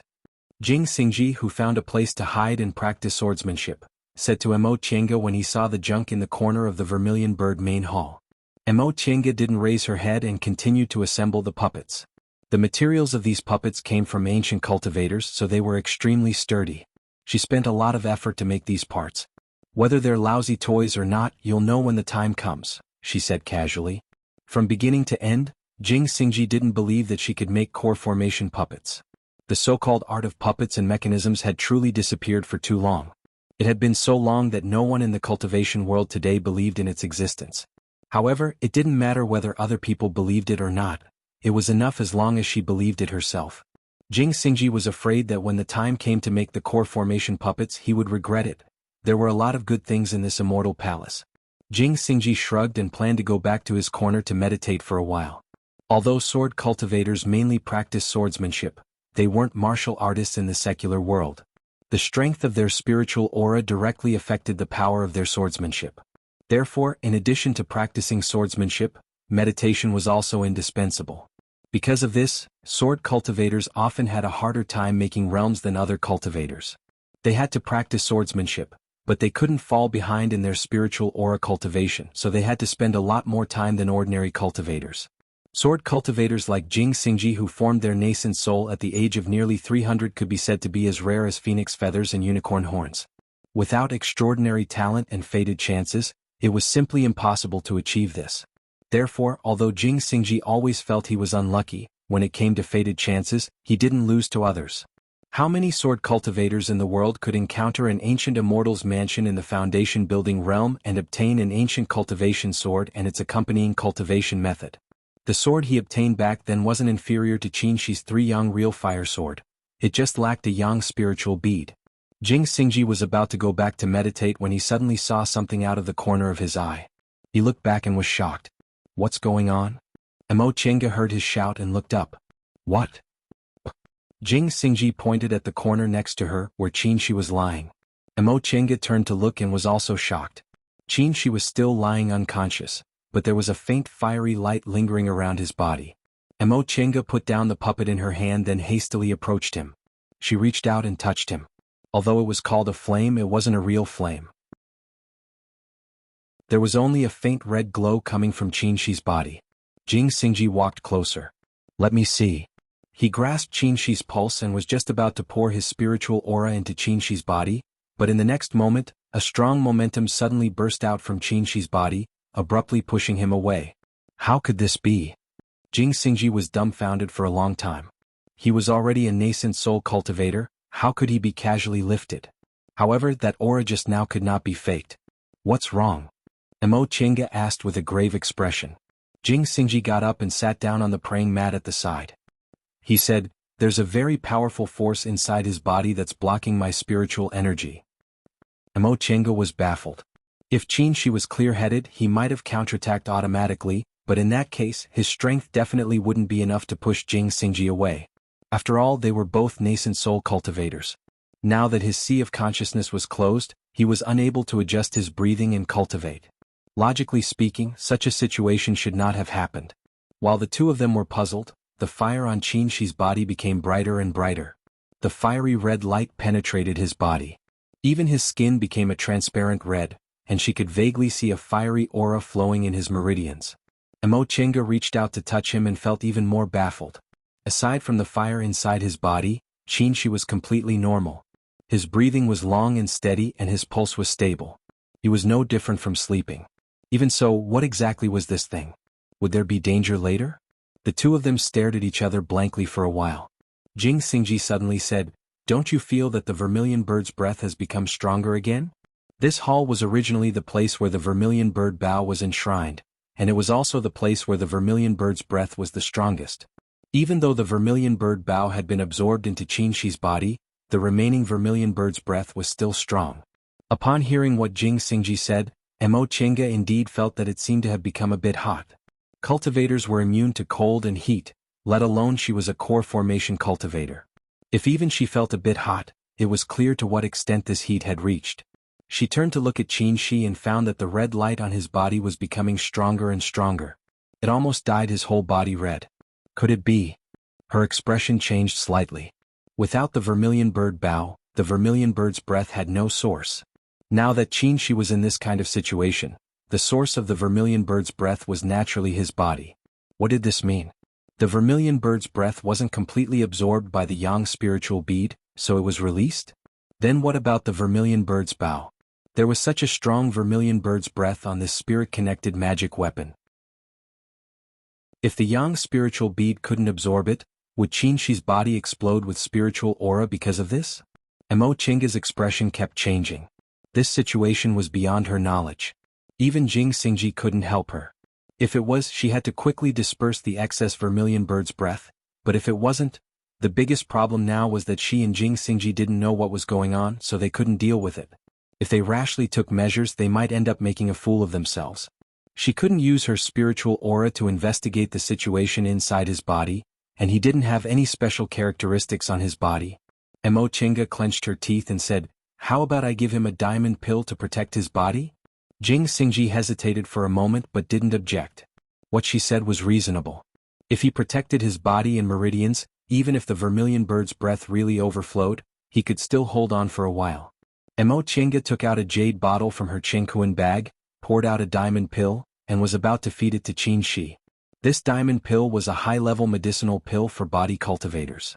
It was specially used to temper the body. In the cultivation world, body cultivators were rare, so this medicinal pill was also very rare.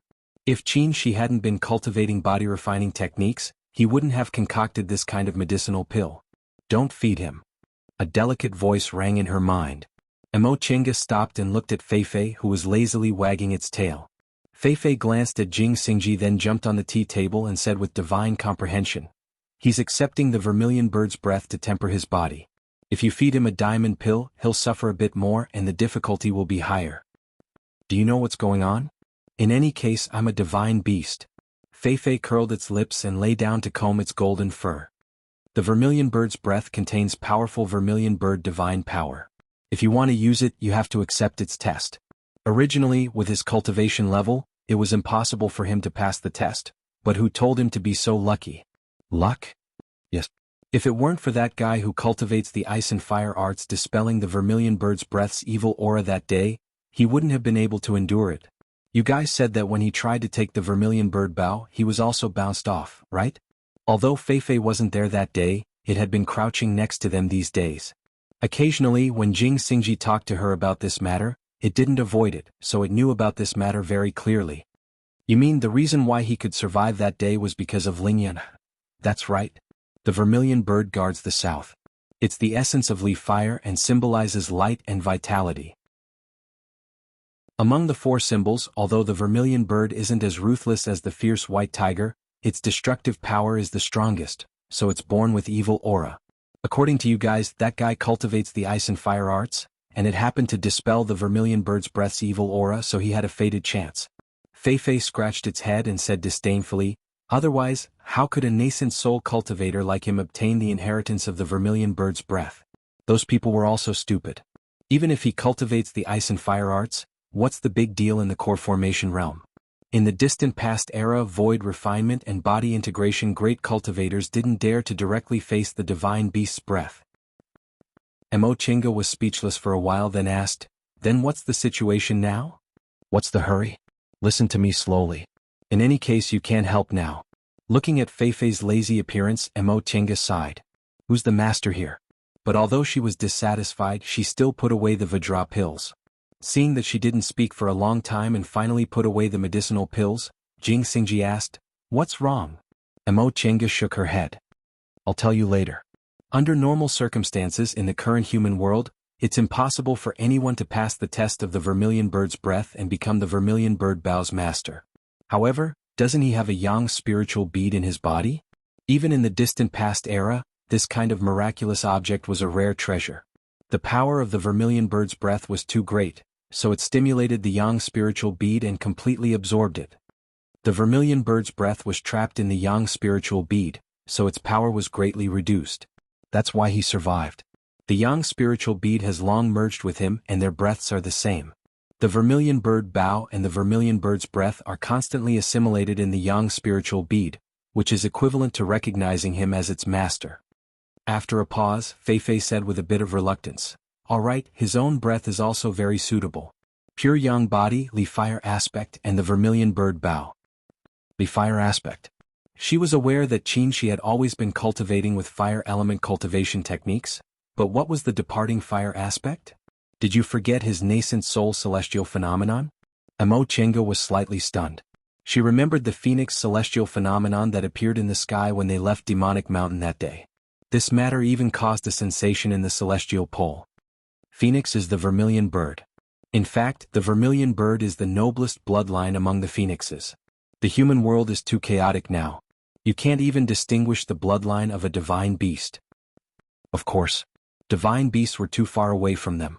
They hadn't even seen a living creature, so how could they distinguish bloodlines? His nascent soul celestial phenomenon is a phoenix, which shows that he has the leaf fire aspect, and the vermilion bird is the essence of leaf fire, so they naturally match. What about now? Amo Chenga glanced at Qin with a bit of worry. The flames on his body were burning fiercely. Will he be in danger? Probably not. The dangerous time has passed, Fei said. Fei said, after the yang spiritual beads absorbed the vermilion bird's breath, they began to compete with each other. From the looks of it now, the yang spiritual beads must have assimilated the vermilion bird's breath, so they released the vermilion bird's breath to transform his body. Amo Chenga was stunned for a while. So, in the past half a year or so, he's actually been in danger? Yes. Fei was a bit happy to see her like this. You just realized? If the yang spiritual bead didn't assimilate the vermilion bird's breath, even if his Dantian's injury was healed, it would have destroyed him in an instant. Amo Chenga touched her chest and glanced at Qin. Fortunately, the danger has passed. After scaring her, Fei seemed to have found her conscience, so she comforted her. You don't have to worry. This is a good thing. After being tempered by the vermilion bird's breath, there will be fewer things that can hurt him in the future.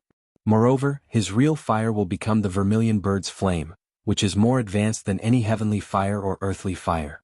Even Samadhi real fire is inferior to it. Chapter 494. He's being tempered by the vermilion bird's breath, Amo Chenga said to Jing Xingji after learning what happened from Fei. Jing Xingji was puzzled. How do you know? Amo Chenga paused for a moment. Fei's ability to speak was indeed a bit surprising.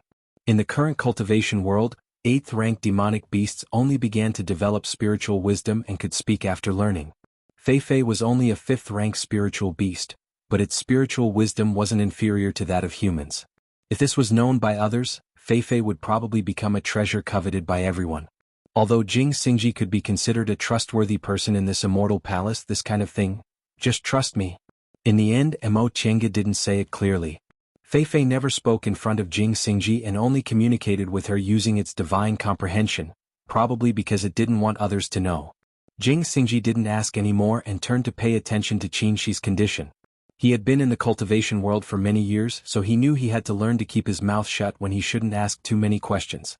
The two of them just stood there, watching Qin being surrounded by the vermilion bird's breath again and slowly going through the process of body tempering. This process lasted for a full 3 days. At first, Jing Xingji was very concerned, but later he became impatient. When he heard Amo Chenga said there was no danger, he returned to his previous habits and continued to meditate, practice swordsmanship, and go out for a walk every day. On the 3rd day, Amo Chenga saw that the flames on Qin's body were getting weaker and weaker, but his face was getting redder and redder. She knew the body tempering process was about to be completed and was overjoyed. In this dim underground palace, although she lived peacefully for several months, she had been suppressing her emotions. Now she finally felt her mood brighten. Finally, after half a day, the flames on Qin's body dimmed and finally extinguished completely. For more than half a year, his face, which had been unconscious for a long time, showed a slight fluctuation. After a while he opened his eyes. Senior Marshal Brother? Amo Chenga's voice was hoarse when she finally saw him. Qin slowly turned his head and saw her at first glance, but he didn't say anything. He just gently reached out his hand and held it. Amo Chenga's eyes were slightly wet. She smiled, closed her eyes and gently leaned her cheek on his hand, feeling this long-lost warmth. The silent warmth did not last long. After a series of cracking sounds, it turned out that it had jumped onto the tea table and swept the parts of the dolls to the ground. Then it waved its tail and pointed its butt at them to show its dissatisfaction. Amo Chenga couldn't help but laugh. She blinked away the tears at the corners of her eyes. From beginning to end, Fei didn't like Qin very much.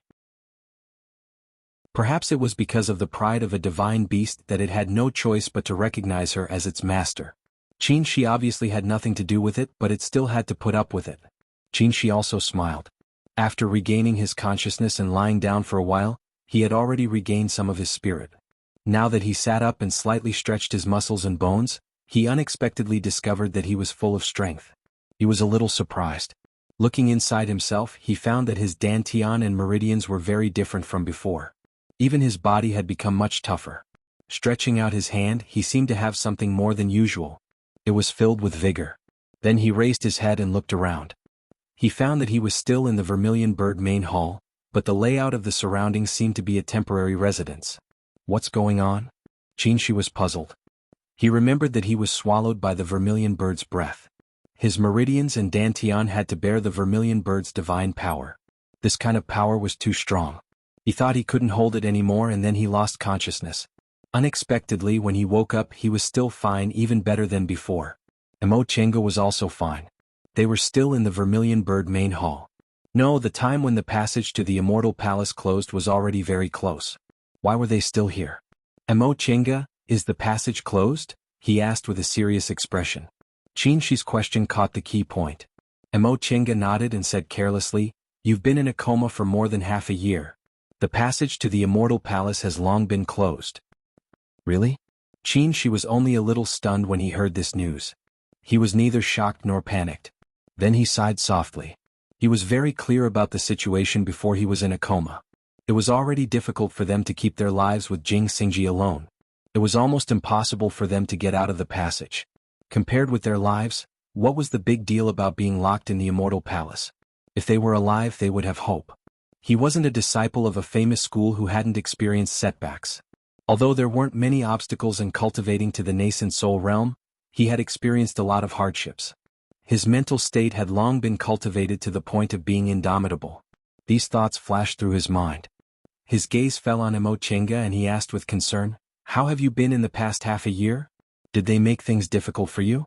What happened after that?" "What's wrong with me? You'll know just by looking at me." Emo Chenga smiled. As for what happened in the past half a year, Emo Chenga spent some time telling him everything that happened after he was in a coma. Jian Sek's hopes were dashed. Master Taoist Iron Mask had no choice but to leave. Jing Xingji was implicated and injured. Guifeng Devil Monarch died.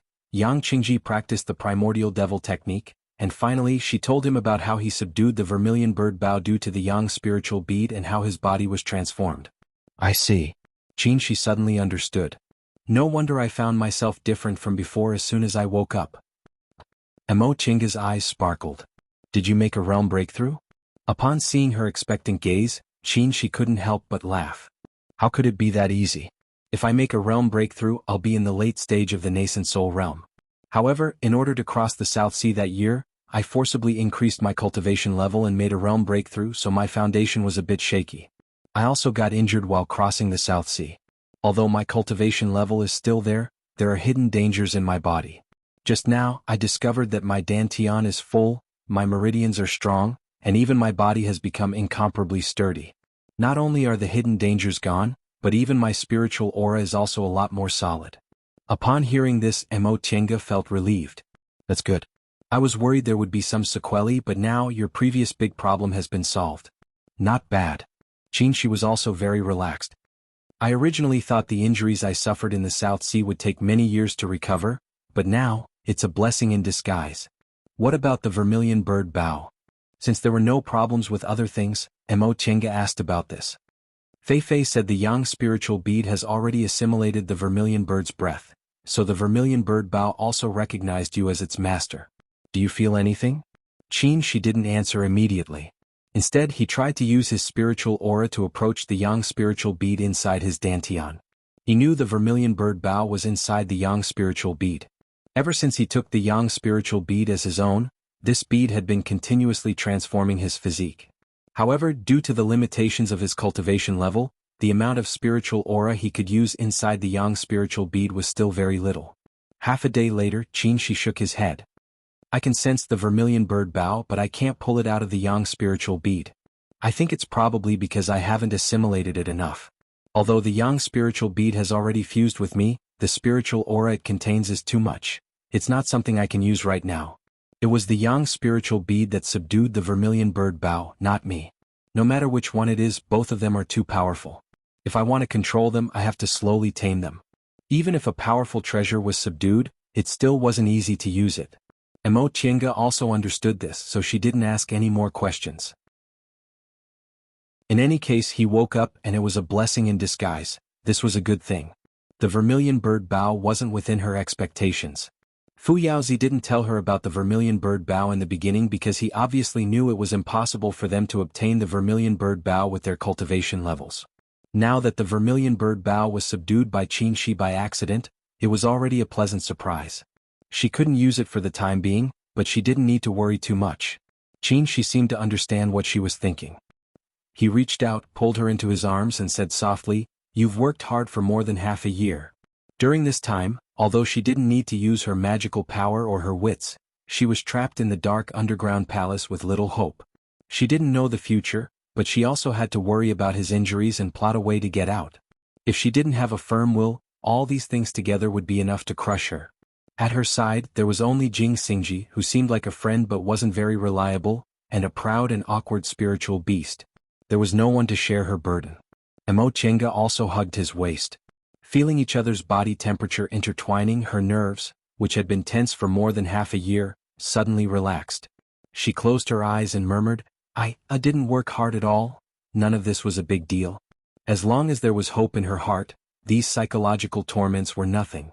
She was no longer the orphan girl who had lost her parents, nor was she a little cultivator who was not steady enough and often made mistakes. She had a strong heart and a firm will. When he had an accident, she could stand up and bear everything. The two of them were affectionate when they suddenly heard a voice. You're awake? Jing Xingji had come back. Mo Tienga and Qin Shi separated. Their attitudes were very natural, and they didn't feel embarrassed. They didn't do anything. Qin Shi glanced at him and said, I didn't expect you to still be alive. His tone was very flat, as if he was just stating a fact. But because of his flat tone, Jing Xingji was very unhappy. Why can't I be alive? You're still alive. This Qin Shoujing really looked down on him out of habit. Aren't you? An early-stage nascent soul cultivator dared to enter the immortal palace? You're already very brave, and you even fought against a late-stage nascent soul cultivator. It's really a miracle that you're still alive now. If you were in my position, do you dare to say you wouldn't do that? Jing Xingji wasn't polite at all. You're only in the middle stage of the nascent soul realm, but you dared to take your little lover and deal with a bunch of late-stage nascent soul cultivators. You're no less courageous than me. Also, if you weren't lucky enough to run into me, you too would have been killed already. What he said wasn't a lie. When Qin Shi was unconscious after receiving the vermilion bird's breath, if Jing Xingji hadn't been by his side, Master Taoist Iron Mask definitely wouldn't have let them go. But Qin Shi ignored the main point of Jing Xingji's words and only said, Tienga isn't my little lover, she's my Tao companion. Jing Xingji held back for a long time. Qin Shoujing you? Qin Shi smiled, then suddenly said, Thank you very much. Although I really don't believe this is something you'd do. Jing Xingji was speechless. He even had to say thank you to provoke him. Chapter 495. Once Qin Shi woke up, not only did Mo Tienga put down her psychological burden, but she could also do a lot of things. For example, Yang Qingji. Yang Qingji was also in the underground palace and he was practicing prime demon technique. This was what Jing Xingji told Fei Fei, but because she was worried about Qin Shi, she never went to see him. Now that Qin Shi was awake, it was a good time to go and see the situation. Qin Shi naturally went with her. He was also very curious about prime demon technique.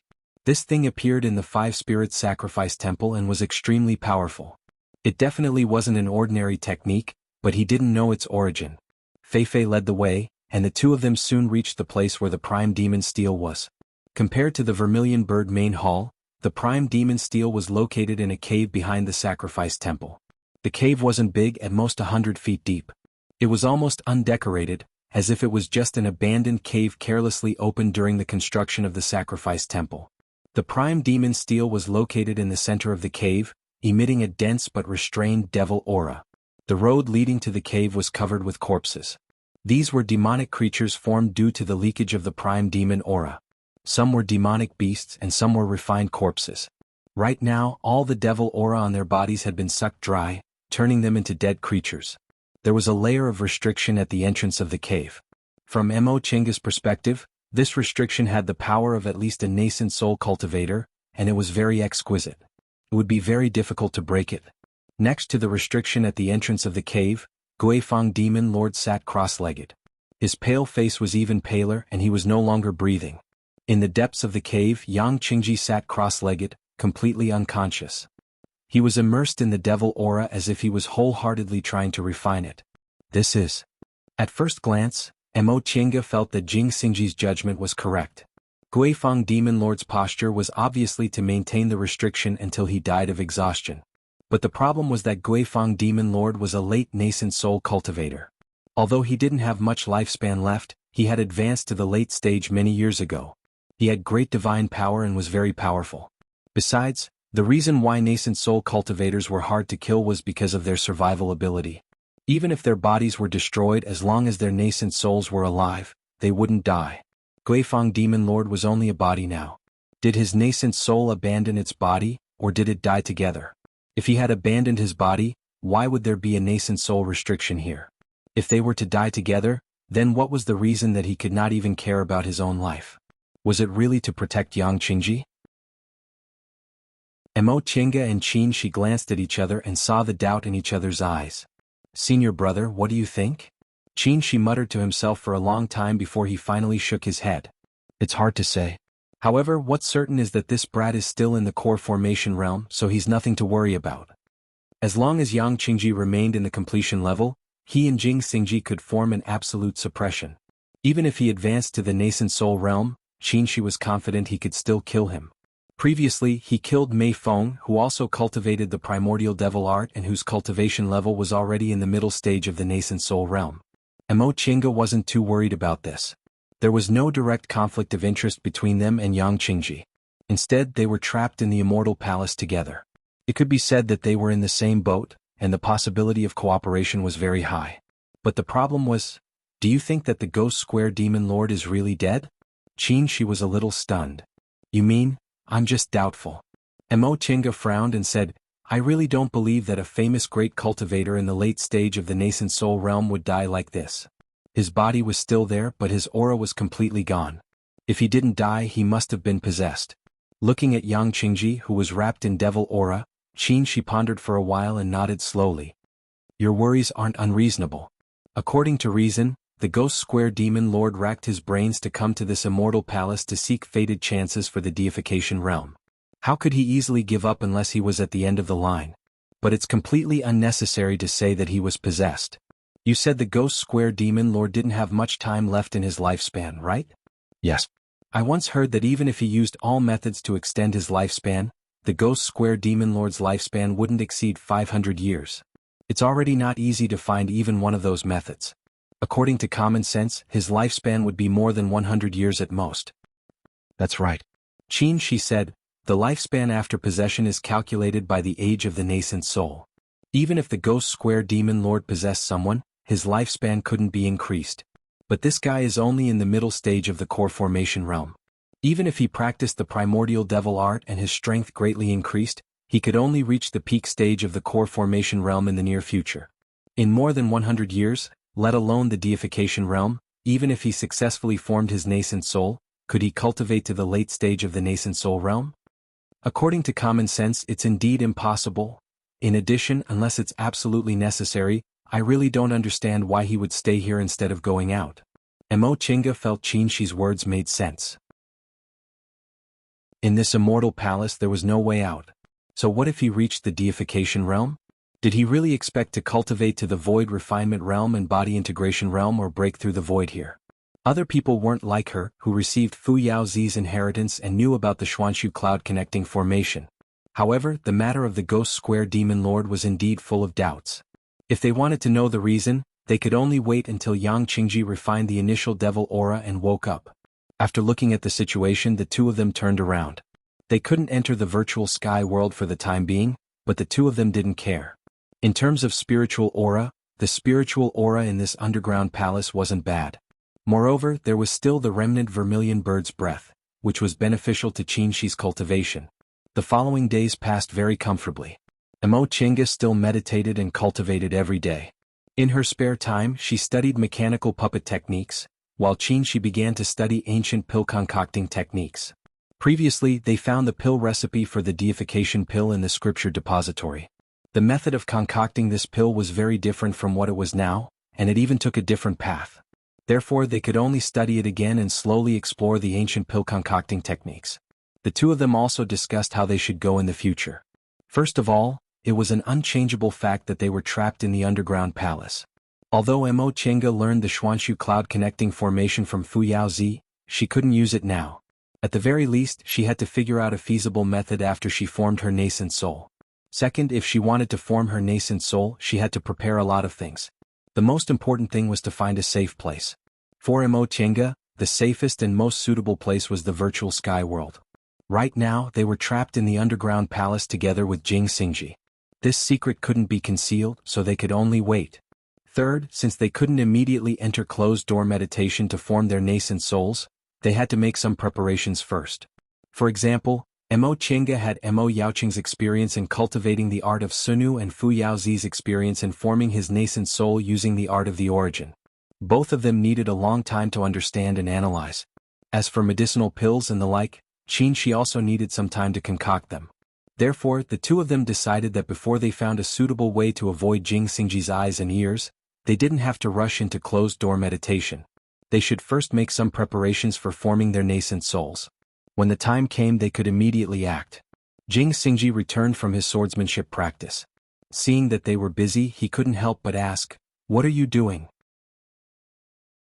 The bamboo bed she used to rest on had been put away. A piece of animal skin was spread in the original corner and a praying mat was placed there. In front of him was an exquisite pill furnace, and next to it was a short table filled with all kinds of spiritual panaceas and bottles. She was concentrating on controlling the fire. After being tempered by the vermilion bird's breath, his dantian real fire had turned into the vermilion bird's flame. It was very different from the past and he was still adapting to it. Mo Chenga took some time to raise her head and glance at him.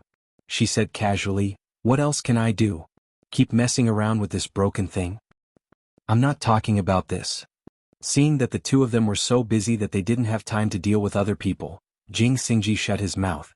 He looked over there. Although it was simple and crude, it had all the necessary tools and was neatly arranged. He then looked over at his own side. There was only a shabby praying mat and scattered sword-nurturing tools all around.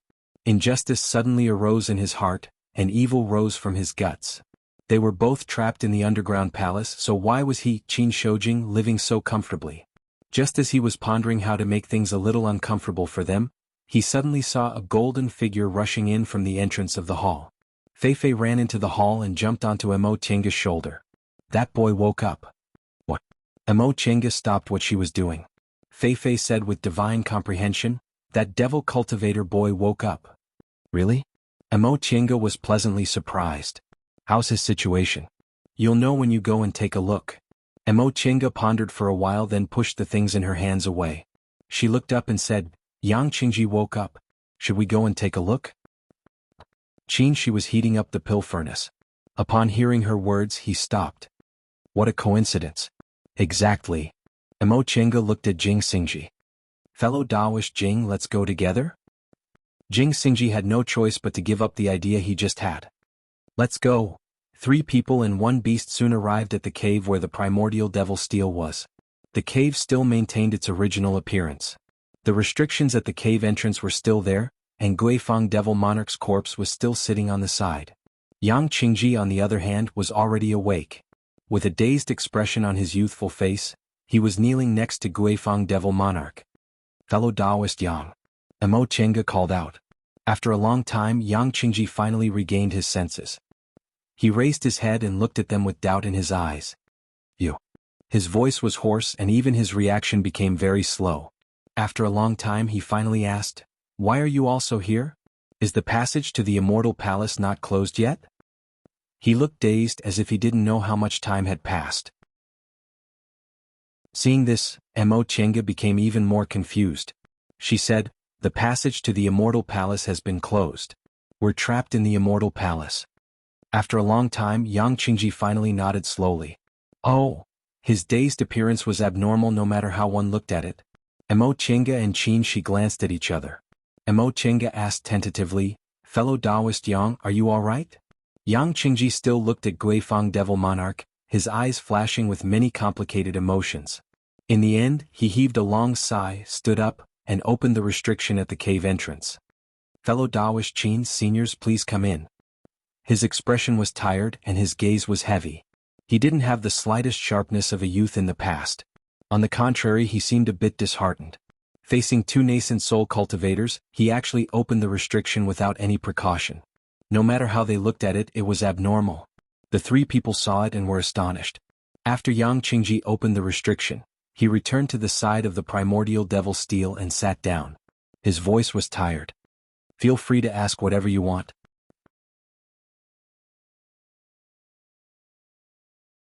Chapter 496. All of them were cultivators, so they didn't care about hospitality. The three of them entered the cave and randomly chose a place to sit down. Before entering, Mo Tienga quickly scanned the cave but didn't find any restrictions. When she turned around, she saw that Yang Qingji was still in a trance. Not to mention Qin Shi and Jing Xingji, even she could easily kill him. She felt she was being a bit too careful. But there was no harm in being careful. Besides, this matter was so strange that she couldn't be sure this Yang Qingji was the real Yang Qingji. After thinking for a while, she said, "Fellow Taoist Yang, what happened to you?" "Your master." Yang Qingji fiddled with the sky-reaching tower in his hand. His eyes were empty and he didn't look at them. "As you can see, my master has fallen." This matter was right in front of them. They knew it without saying anything, but the inside story obviously wasn't simple. After a moment of silence, Yang Qingji looked up and smiled. "Fellow Taoist Qin." "Oh no, I forgot. Qin Wei isn't your real name. I should call you Fellow Taoist Mo now." His gaze lightly swept over Qin Shi and Jing Xingji. There was neither vigilance nor reverence in his eyes. "Are you doubting whether my master really died or not?" They didn't expect Yang Qingji to say it so straightforwardly. Mo Chinga said, "If Fellow Taoist Yang doesn't mind." Yang Qingji lowered his head to look at the demonic tower and said to himself, "You don't have to worry. My master has really fallen and he was killed by me. There's no one here who can threaten you." Mo Chinga and Qin Shi looked at each other, feeling strange. He was killed by him? He was only in the middle stage of the core formation realm, while Guifang Devil Monarch was in the late stage of the nascent soul realm. How could he kill him? Could it be? Yang Qingji's gaze swept over them, and he showed a somewhat gloomy smile. "It seems you've guessed a little. Yes, my master intended to take over my body, but he was trapped by primordial devil aura and was killed by my divine comprehension." With this short sentence, his expression was first sad, then determined and finally calm. This kind of calmness revealed a cold intent that sent chills down people's spines.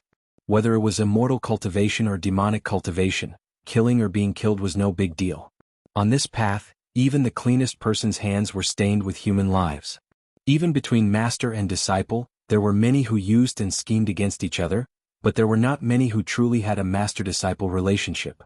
Nevertheless, Mo Chinga knew Guifang Devil Monarch regarded Yang Qingji as his direct disciple.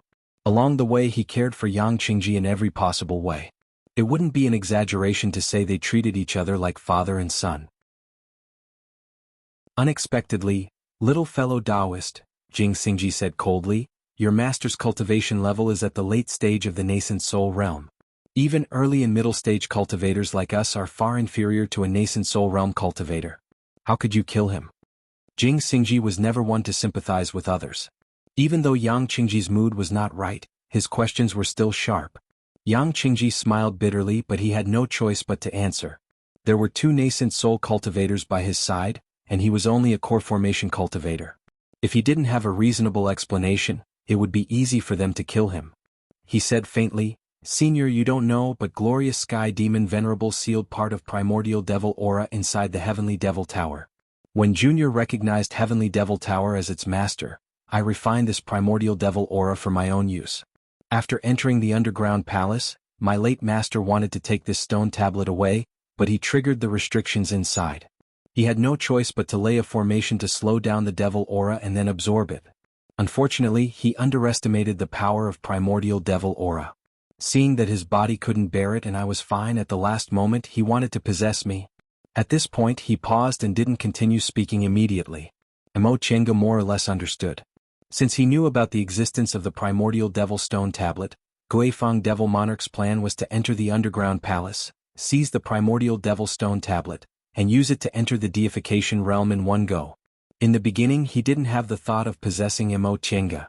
Later, when something happened, he just wanted to take the primordial devil aura for his own use. However, when danger really came, he still attacked his disciple for the sake of his own life. From the perspective of human nature, this was a very natural reaction. His previous concern for Yang Qingji wasn't necessarily fake because it was a fact that he didn't have much time left in his lifespan. With Guifeng City around, he definitely needed to find a successor, and Yang Qingji was the successor he chose himself. However, in a critical moment when his life was in danger, as long as there was a glimmer of hope, he would want to grasp it. Even if he only had a lifespan of 100 years and it was impossible for him to advance to the deification realm in these 100 years after possessing Mo Chenga's body, the fear of death made him have no time to think about this. It was good enough that he could live for more than 100 years. It was no wonder they saw Guifeng Demon Monarch's body maintaining the position of the restriction at the entrance of the cave. He had been fighting against the surging primordial devil aura. In the end, he couldn't resist it anymore and his nascent soul left his body to possess Yang Qingji. Under normal circumstances, I definitely wouldn't be able to resist it, but primordial devil aura was too powerful. His nascent soul was slowly corroded and its power gradually weakened. And because I refined Heavenly Devil Tower, primordial devil aura wouldn't reject me. In the end, his divine consciousness was destroyed by me instead. Yang Qingji looked at them. Seniors, do you have any more questions? He didn't explain it in detail, but he had explained the general situation. The details might involve the secrets of their master-disciple relationship, so he couldn't go into details. According to common sense, it was really inconceivable for a middle-stage core formation cultivator to use his divine consciousness to destroy the nascent soul of a late-stage nascent soul great cultivator. However, there were exceptions to everything. The three of them had experienced the terror of primordial devil aura. If Guifeng Demon Monarch's nascent soul was really trapped and corroded by primordial devil aura, it wasn't impossible for it to be devoured. Mo Chenga looked at the other two people. Qin Shi muttered to himself for a while then nodded lightly. Jing Xingji didn't say anything. Mo Chenga had an idea of what was going on based on their reactions. She asked, "Then, fellow Taoist Yang, what's your next plan?" "What other plan could I have?" Yang Qingji's expression was already calm. He sighed and said, "Naturally, I'll continue living." He raised his head and looked at the three of them. "Fellow Taoist Mo, you said the passage to Immortal Palace is closed. Presumably we're all trapped in Immortal Palace?" "Correct. There was nothing to hide. The passage to Immortal Palace has been closed for more than half a year. None of us can get out."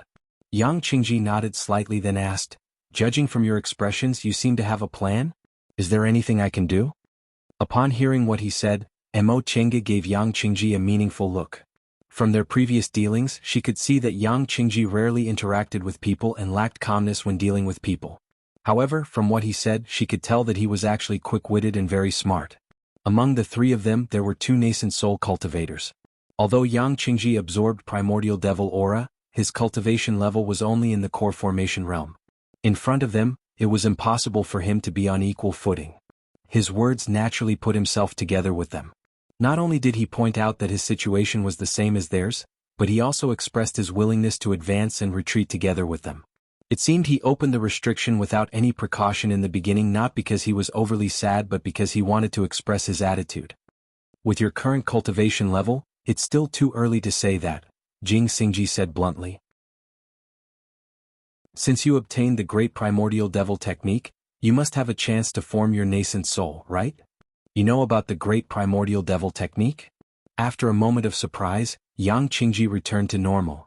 "Yes, fellow Taoist Mo obtained Senior Fu Yaozi's inheritance, so it's not strange that you know about the Great Primordial Devil Technique." He paused for a moment then answered, "Yes, this devil technique is extraordinary. If there are no accidents, forming your nascent soul is inevitable." "How much time do you need?" "This?" Yang Qingji pondered for a moment then said, "At least 20 to 30 years.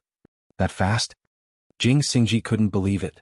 He was only in the middle stage of the core formation realm now. Even if he rushed to the late stage because of this fated chance, reaching the peak stage of the core formation realm and successfully forming his nascent soul in 20 to 30 years was still an incredible speed. For ordinary people, Entering closed-door meditation to form their nascent soul would take at least 3 to 5 years to dozens of years. Yang Qingji smiled and said, "Senior, you don't know much about devil cultivators, right? We devil cultivators aren't like you Dao cultivators. We rarely encounter bottlenecks and don't have to worry about unstable foundations, so if we cultivate wholeheartedly, we'll advance very quickly. Of course, the drawback is that we'll easily be possessed by the devil and our divine abilities might not be able to keep up. But Junior has the Heavenly Devil Tower and this primordial devil art is very mysterious, so advancing to the nascent soul realm shouldn't be a problem for Junior."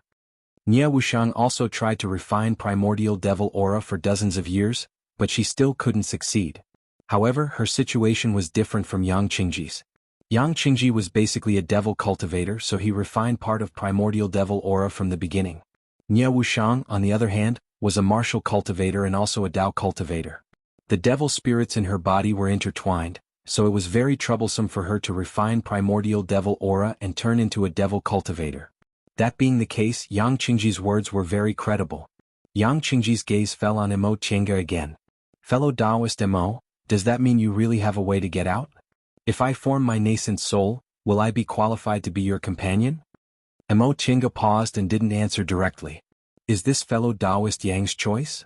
What else can I do?" Yang Qingji smiled bitterly again. "Master is dead and the passage to the immortal palace is closed. Even if my cultivation level greatly improves, what can I do by myself? No matter how high my cultivation level is or how many treasures I obtain, I still have to get out."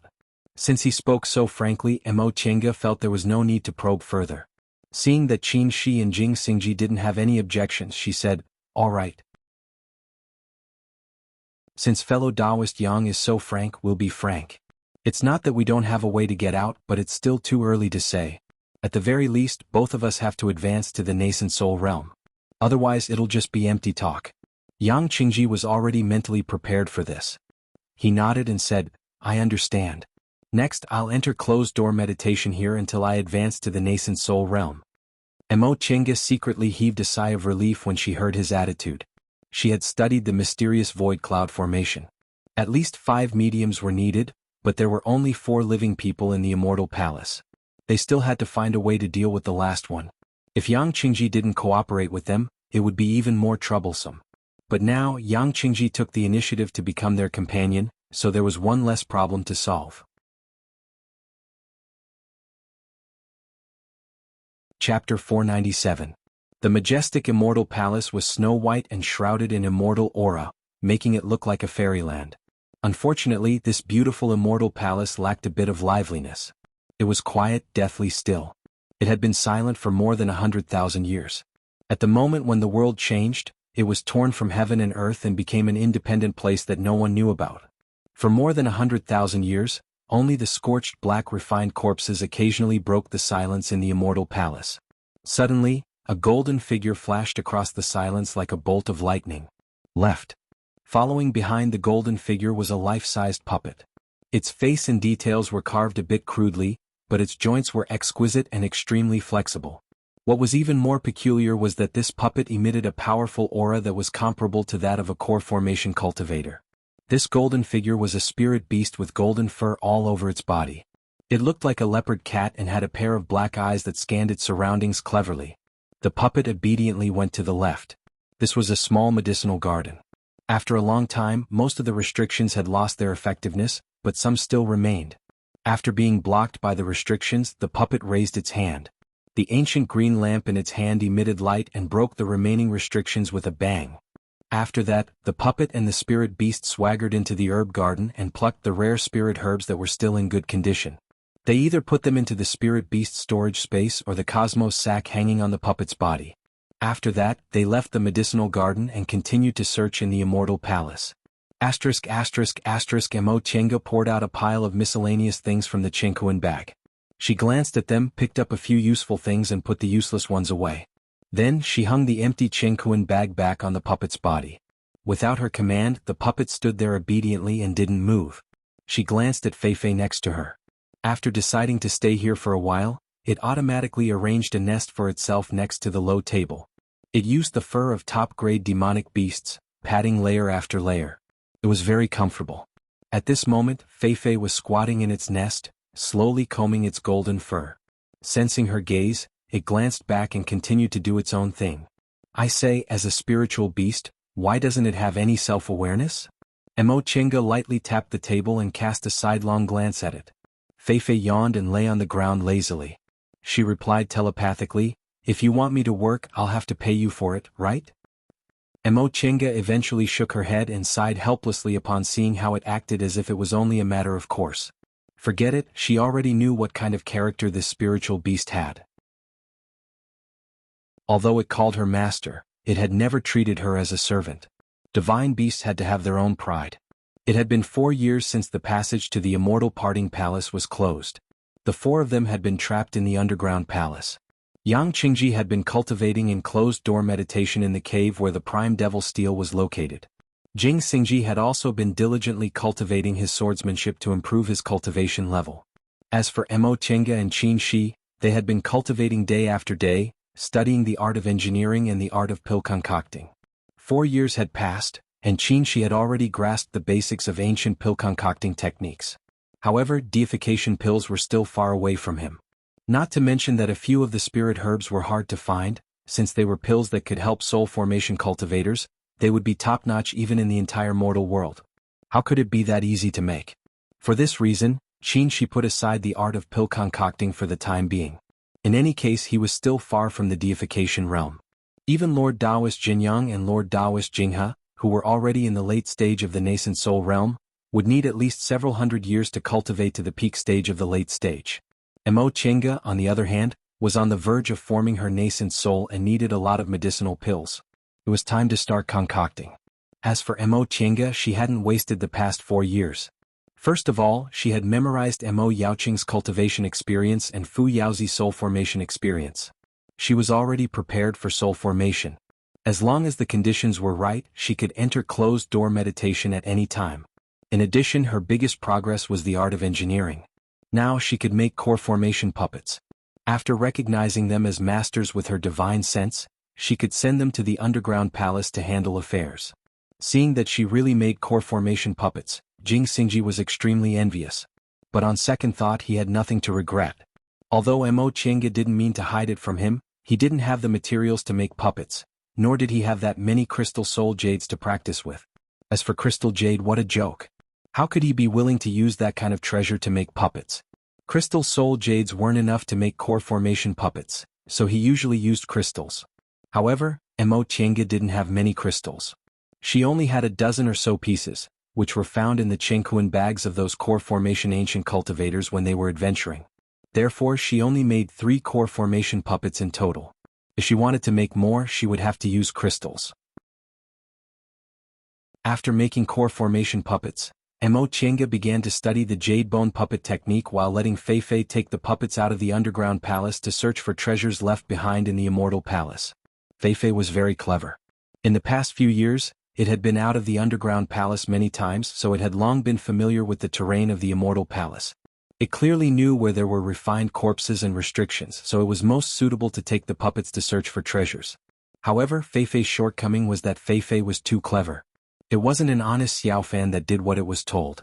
Not only did it often act on its own, but it also kept things to itself. Whenever it saw something it liked, it would put it into its storage space and never take it out. Most high-level spiritual beasts had their own unique storage space, which was usually located in their abdomen, where other people couldn't reach it.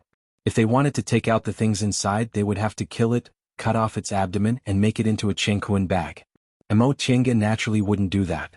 She wasn't a stingy person. There were so many spiritual plants in the virtual sky world, and she let them eat them all, let alone these things. During this time, the core formation puppets and Feifei had searched for a lot of good things in the immortal palace. Needless to say, except for the special ones that she transplanted into the virtual sky world, the rest went into Feifei's pocket. What they did most often was to search for the relics of ancient cultivators in the immortals' caves left behind. This kind of thing was most suitable for puppets. They weren't afraid of injuries or restrictions, and they carried the prohibition-breaking magic weapons Qin Shi refined to imitate the peak-setting lantern, so they were almost always successful. Nevertheless, the treasures they could obtain were limited. Relics of ancient cultivators were the most common and easiest wealth to obtain in the immortal palace. 2 groups of people came to this immortal palace.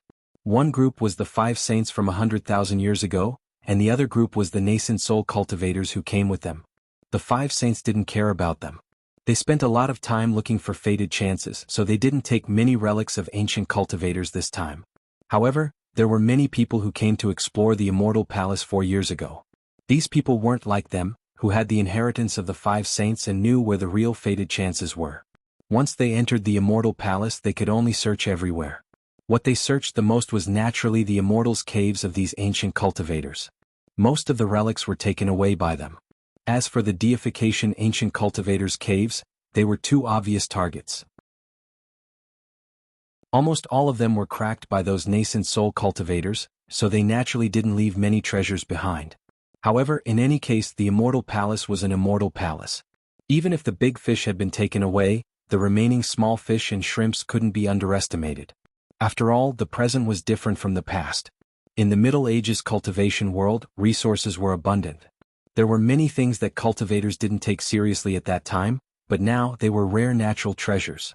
In this half a year, the combination of the core formation puppet and Fei almost plundered the entire Immortal Palace, accumulating an astonishing amount of wealth for Mo Tienga. After putting everything away, Mo Tienga turned around and found that Qin wasn't cultivating or concocting medicinal pills. Instead, he was staring at the puppet, lost in thought. "What's wrong?" she asked. Qin regained his composure and answered, "I'm thinking about that deification refined corpse." "Is there a problem?" That refined corpse wandered in the Immortal Palace, making it difficult for them to leave the underground palace. However, the gap between their cultivation levels was too big, so they couldn't do anything about it. "If that refined corpse isn't here, we can leave the underground palace. At that time, we'll find an immortal's cave and you can enter closed-door meditation to form your nascent soul." Mo Tienga naturally thought about this matter. If she wanted to enter closed-door meditation, the trouble was that it was inconvenient to hide in the underground palace, and it would be easy for her to expose herself. In addition, she wasn't ready to form her nascent soul yet, so she wasn't in a hurry. Now that the medicinal pills for forming her nascent soul were almost ready, and she also remembered all her experiences, it was indeed time to think about entering closed-door meditation to form her nascent soul. However, that refined corpse's cultivation level was too high, so they really couldn't think of a way to deal with it. Otherwise, they wouldn't have come up with that trick of letting the puppet out of the underground palace to look for treasures. "That's right, but what can we do? That refined corpse is in the deification realm. If we encounter it, we have no choice but to run." "That's what I was thinking," she said slowly, "but I just thought of something that might be feasible." "What is it?" Mo Tienga was shocked. If they could deal with this refined corpse, they could leave the underground palace without any worries, and many things would be easily solved. "I remember you know how to set up a formation to isolate aura, right?" Mo Tienga pondered for a moment. There was indeed such a record in the Xuanji formation book. However, a formation to isolate aura wasn't very useful normally, and it was quite troublesome to set it up. Moreover, the refined corpse's cultivation level was too high, so it wasn't practical to use this formation to trap it. Just as she was about to say something, Qin raised his hand and stopped her. He continued, "First of all, we can try to find out the pattern of this refined corpse's wandering. For example, if we lead it into a sealed valley, will it wander around in the valley? When it chased people, the refined corpse could fly, but when it wandered around, they didn't see it fly." Thinking of this, Mo Tienga's eyes brightened, and she continued to stare at Qin.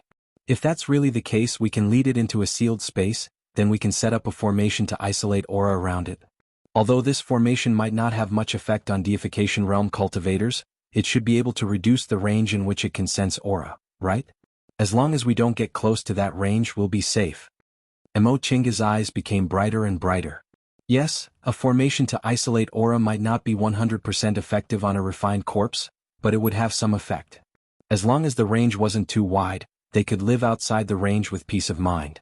But, isn't it too dangerous to lure it to a certain place? Yes, it's precisely this problem that can't be solved, so I never mentioned it. But it's different now. Qin's gaze fell on the puppets. "You can already make core formation puppets, so we can use them as bait." Mo Tienga hesitated for a moment. "But these puppets don't have aura." "Use illusionary talismans," Qin said. "These talismans aren't difficult to draw. Give me some time, I can draw them."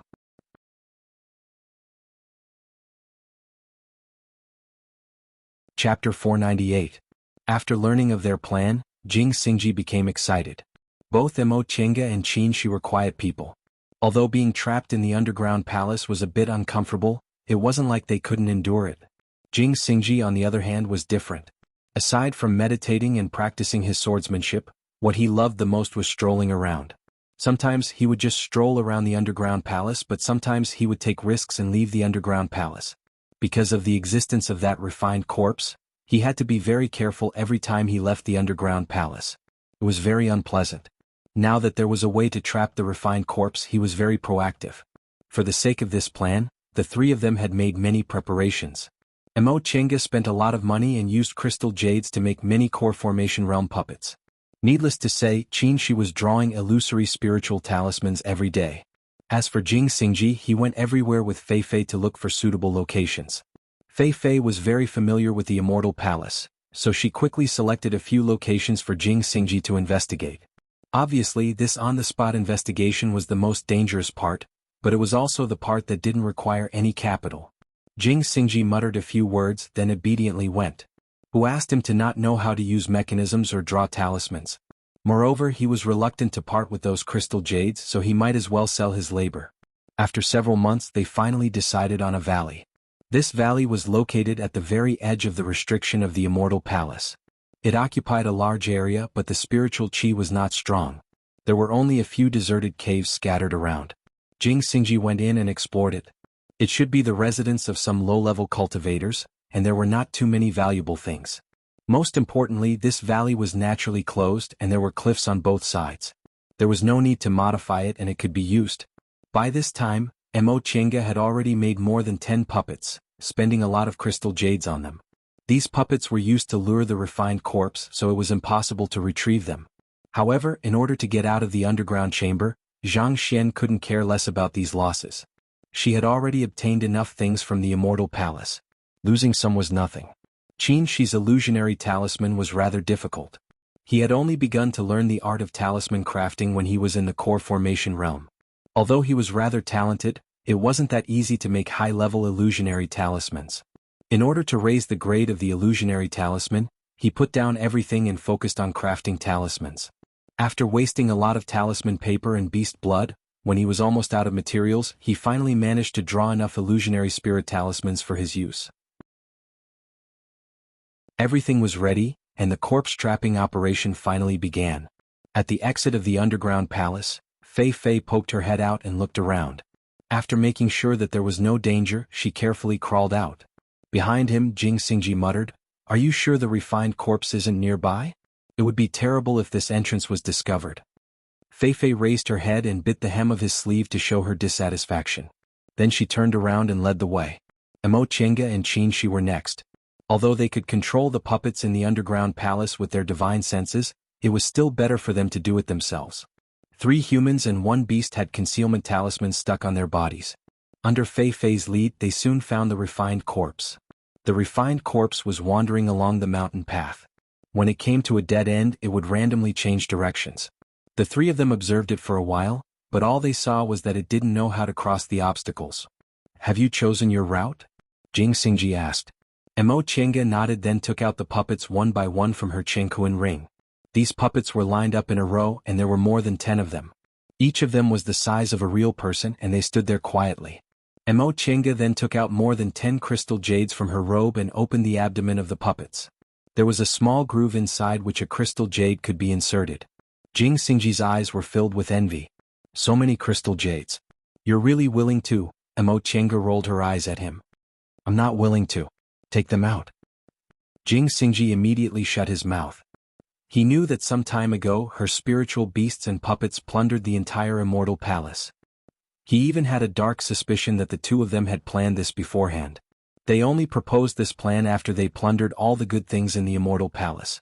When the time came, they would deal with the refined corpse, leaving him with some leftovers. However, he only thought about it in his heart. In any case, it was Mo Chenga who had this method. He didn't have a clever spiritual beast, didn't know how to make puppets, and he was even more reluctant to give up crystal jades. He could only accept his bad luck. After the crystal jades were inserted, the more than 10 unconscious puppets suddenly changed and emitted the aura of a core formation cultivator. Mo Chenga said, 5 puppets per person. That won't be a problem, right?" To control these puppets, they needed to use their divine sense to set restrictions. The stronger their divine sense was, the more puppets they could control. Although she had the soul-refining art, her accuracy wasn't enough to control more than 10 puppets at once. After the 3 of them controlled the puppets, she took out a stack of illusionary talismans and distributed them to each puppet. Controlling the puppets to use the talismans was a bit difficult. Fortunately, their divine senses weren't weak and they tried it many times, so it wasn't a big problem. After making all the preparations, Chenga took a deep breath and said, "I'll go first." She took a step forward, and with a move of her divine sense, the puppet next to her flew up lightly. The puppet landed next to the refined corpse, but the refined corpse didn't notice it at all. This puppet only had slight spiritual aura fluctuations and didn't have any vitality, so it couldn't attract the refined corpse's attention at all. Chenga controlled the puppet and slowly widened the distance between it and the refined corpse. Jing Xingji took the risk to test this distance. The refined corpse could sense vitality within a radius of several miles. When it was almost there, the puppet moved its fingertips, and an illusionary talisman was ignited. The instantaneous movement attracted the refined corpse's attention. The refined corpse, which had been wandering for several years, finally found a target. It stomped its feet and chased after the puppet. With the fluctuations from the burning illusionary talisman on its body, the puppet quickly fled in the direction of the valley according to its original route. However, the speed of a core formation puppet was limited. It only persisted for the time it took for an incense stick to burn before the refined corpse caught up and smashed it into pieces. Upon seeing this, Chenga immediately sent out a summoning talisman. During this time, she had already controlled the puppet to the predetermined location. As soon as he received the summoning talisman, he also let the puppet activate an illusionary talisman and continued to run along the predetermined route. Jing Xingji, on the other hand, had already taken the puppet to the next location. The 3 of them divided the work like this. As soon as they received the summoning talisman, they activated the illusionary talisman and controlled the puppet to run along the predetermined route towards the valley. When it was overtaken, it immediately sent a summoning talisman to the next person and then rushed to the next location. The whole thing wasn't difficult, but it required a high degree of tacit understanding between the 3 people. If there was a slight mistake, the refined corpse might deviate from the predetermined route and mess up the steps. This also required a high level of divine sense from the 3 people. Controlling 5 puppets wasn't a simple matter in itself. They also had to rush to the right location at the right time and activate the illusionary talisman at that moment to try to prolong the time it took for the refined corpse to catch up. Nevertheless, they were well prepared and had experimented several times before. Occasionally, accidents happened, but they managed to pull the refined corpse back to the predetermined route in time. The first puppet, the second puppet. One puppet after another was smashed by the refined corpse, and the distance between the refined corpse and the valley was getting closer and closer. Finally, the last puppet Chenga controlled reached the edge of the valley and jumped down. The refined corpse chased after it and also followed it without any hesitation. When the 3 people and 1 beast met outside the valley, Chenga shouted, "Set up the formation." Feifei immediately turned around and ran while taking out high-grade spirit stones from its storage space. With several popping sounds, it inserted the spirit stones into the formation that had already been set up. Buzz. With a clear sound, several clear lights lit up the surroundings of the valley and shot towards the center. The clear lights converged above the valley and instantly turned into a transparent shield, covering the entire valley. Seeing that the formation was activated, Chenga breathed a sigh of relief and looked down. With the concealment talisman on them, the refined corpse couldn't sense their existence at this distance, so they could observe the situation without worry. The puppet she controlled was smashed by the refined corpse's claw when it fell into the valley. At this moment, the refined corpse that had lost its target was wandering in the valley. The 3 people observed it attentively. Although they successfully led the refined corpse into the valley, they still had to see if it really wouldn't fly out of the valley before it could be considered a success. This refined corpse's cultivation level was too high. The formation outside the valley could only isolate part of its aura and make its senses slow, but it couldn't prevent it from leaving the valley or seal its ability to sense aura. An hour later, the refined corpse touched the mountain wall and turned in another direction, showing no intention of flying out of the valley. The 3 people finally relaxed their tense nerves. This was a deification realm refined corpse. If anything went wrong, they would lose their lives. We're finally safe. Jing Xingji wiped the sweat from his forehead. Yes, we can move out of the underground palace. Emo Chenga looked up at the immortal palace and sighed. Living outside is much more comfortable than living in the underground palace. After they finished talking, they turned around and saw that Qin Shi was still observing the valley attentively. What are you doing? Still worried? Jing Xingji patted his shoulder. Qin Shi shook his head and didn't answer. Instead, he controlled the remaining puppet to jump down. This puppet didn't activate the illusionary talisman, so the refined corpse turned a blind eye to it. It easily approached the refined corpse. The valley was very deep. Even cultivators couldn't clearly see the scene below, so they could only sense it with their divine senses. Sensing that Qin Shi was controlling the puppet to touch the refined corpse's right hand, Mo Chenga suddenly understood. The interspatial ring. This refined corpse was originally a deification realm cultivator, so it naturally had an interspatial ring. After it became a refined corpse, no one dared to approach it, so the interspatial ring was intact on its hand.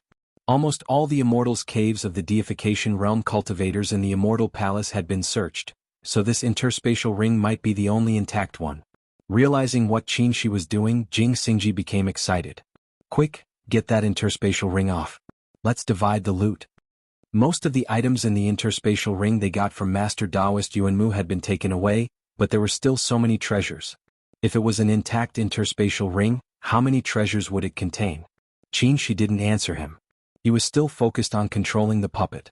Finally, the puppet rubbed the interspatial ring off the refined corpse's hand, but at the same time, the refined corpse seemed to feel someone was disturbing it. It waved its arm and the puppet shattered. The interspatial ring fell into the grass. Qin Shi heaved a sigh of relief and turned to look at Jing Xingji. What are you standing there for? Quickly pick it up. Out of the 15 puppets, only one was left under Jing Xingji's control. Jing Xingji surprisingly didn't object to his tone. He controlled the last puppet to jump down the valley and pick up the interspatial ring.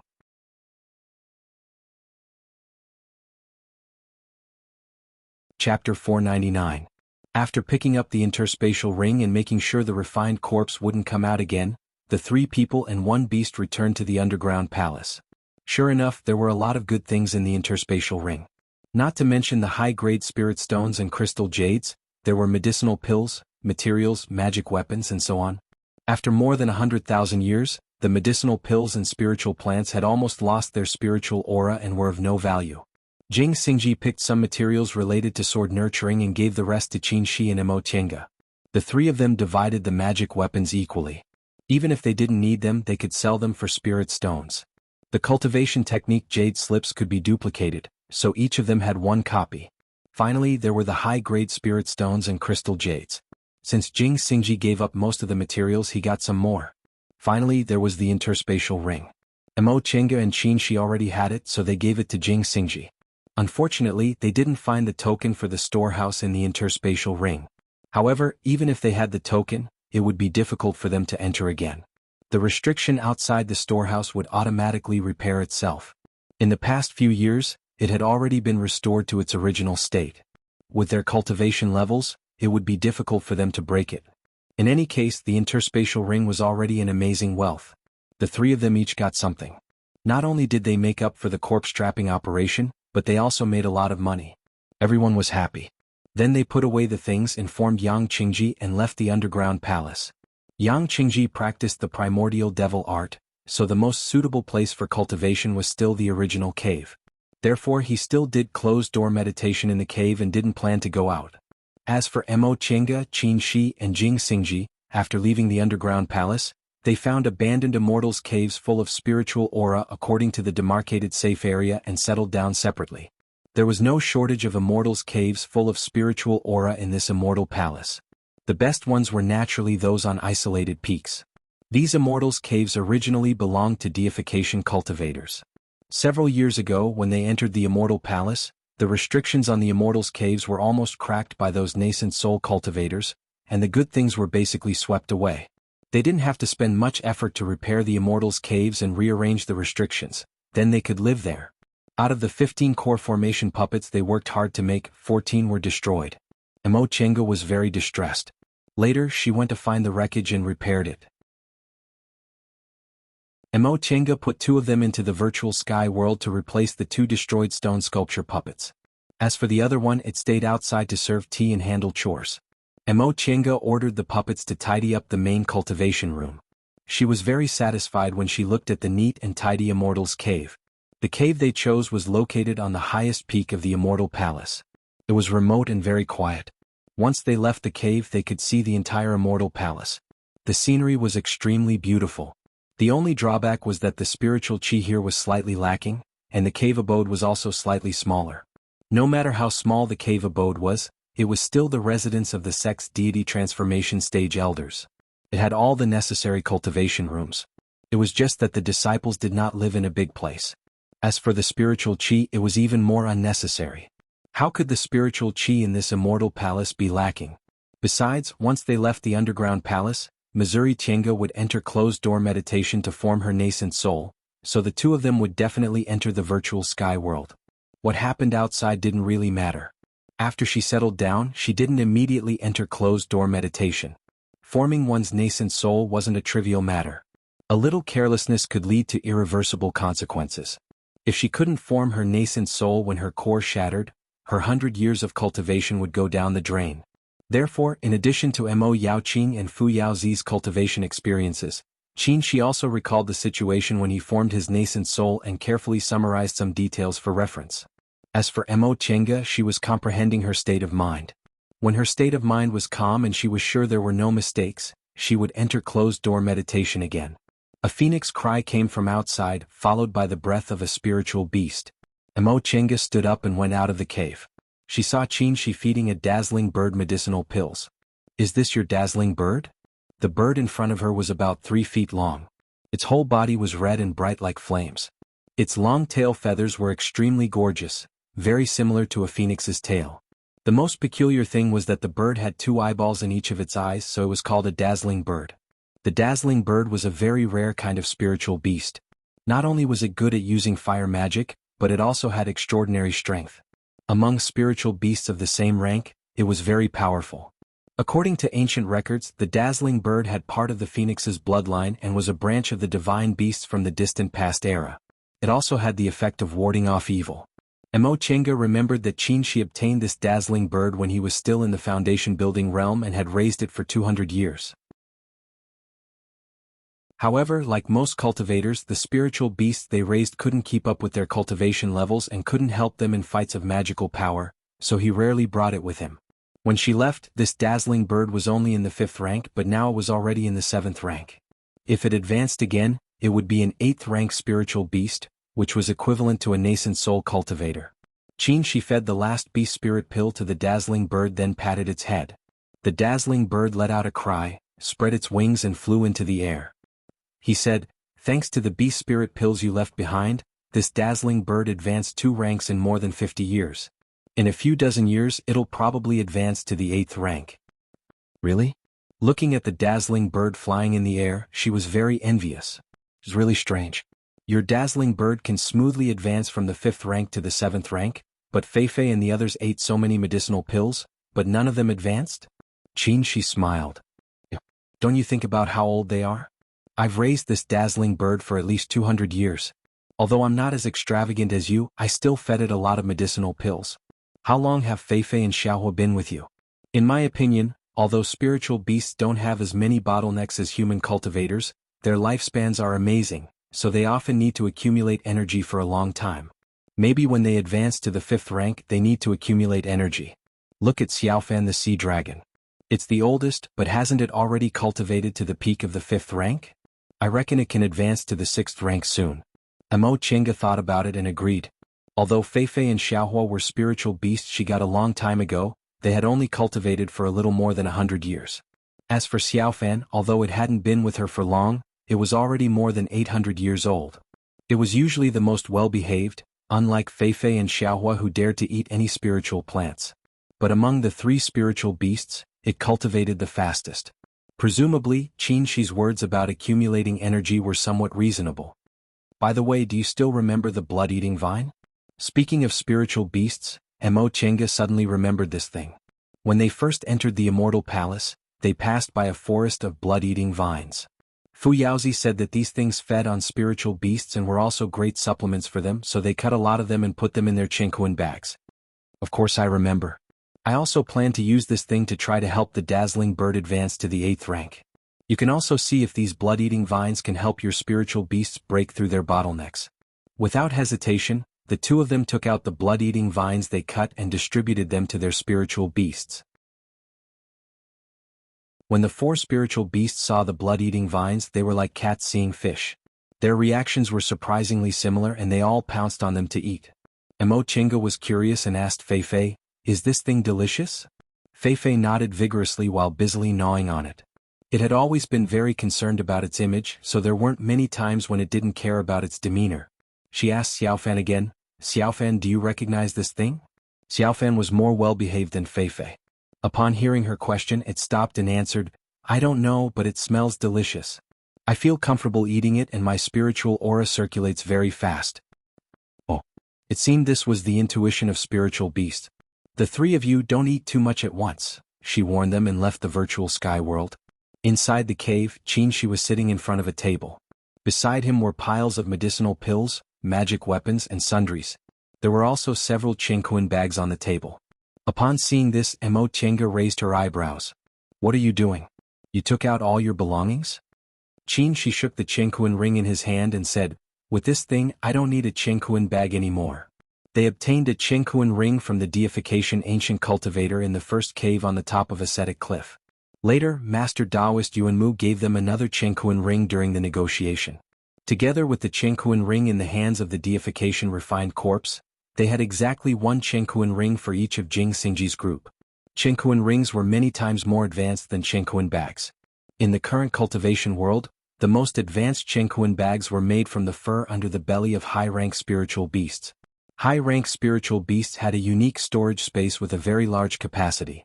Ordinary Qingquan bags, on the other hand, were actually large bags sewn from animal skins and made to look very small using the technique of space. Qingquan rings were different.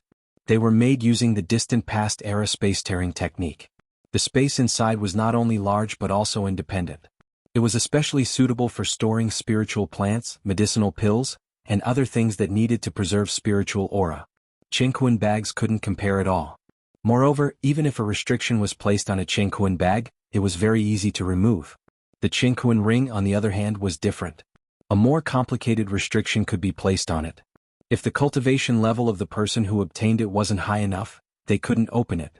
Unless the owner died, the restriction would weaken until it dissipated. Most importantly, how could taking things out of a Qingquan bag be more convenient than using a Qingquan ring? For high-rank cultivators like them, taking magic weapons out of a Qingquan bag would take time no matter how fast they were, and it would be easy for the enemy to see them. Qingquan rings, on the other hand, didn't need to be worn directly on their fingers. Their spiritual aura could move at will, and they could take out magic weapons unknowingly and catch the enemy off guard. The two of them obtained a lot of things from the Immortal Palace. Because Jing Xingji was beside them, they didn't have time to properly tidy them up. Now that they finally had an independent Immortal's Cave, it was a good time to take inventory. Seeing this, Mo Chinga also took out all her things from the Qingquan bag, tidied them up, and put them into the Qingquan ring. During this process, she discovered that the Qingquan bag could actually be directly put into the Qingquan ring. It was impossible to put a Qingquan bag into another Qingquan bag. However, the Qingquan ring was an independent space, so it could put a Qingquan bag inside. Such leisurely days passed by for several months. After she explained his soul formation experience to Mo Chinga one by one, the two of them tidied up, laid a formation restriction and prepared to enter closed-door meditation. If there were no accidents, they wouldn't come out of closed-door meditation until Mo Chinga formed her nascent soul. It was unknown how long this process would take. Maybe 3 to 5 years, maybe 10 years. During this time, with Jing Xingji and Yang Qingji here, someone had to preside over this Immortal's Cave outside. As for soul formation, they couldn't be careless. If there was a nascent soul cultivator by their side, it would be a lot safer, so Qingxi had to enter the virtual sky world. Fortunately, although Feifei was a spiritual beast, it was half as smart as a person. With its spiritual intelligence, it wouldn't be a problem to leave the Immortal's Cave to it. After a brief discussion, the two of them left the outside matters to Feifei and entered the virtual sky world.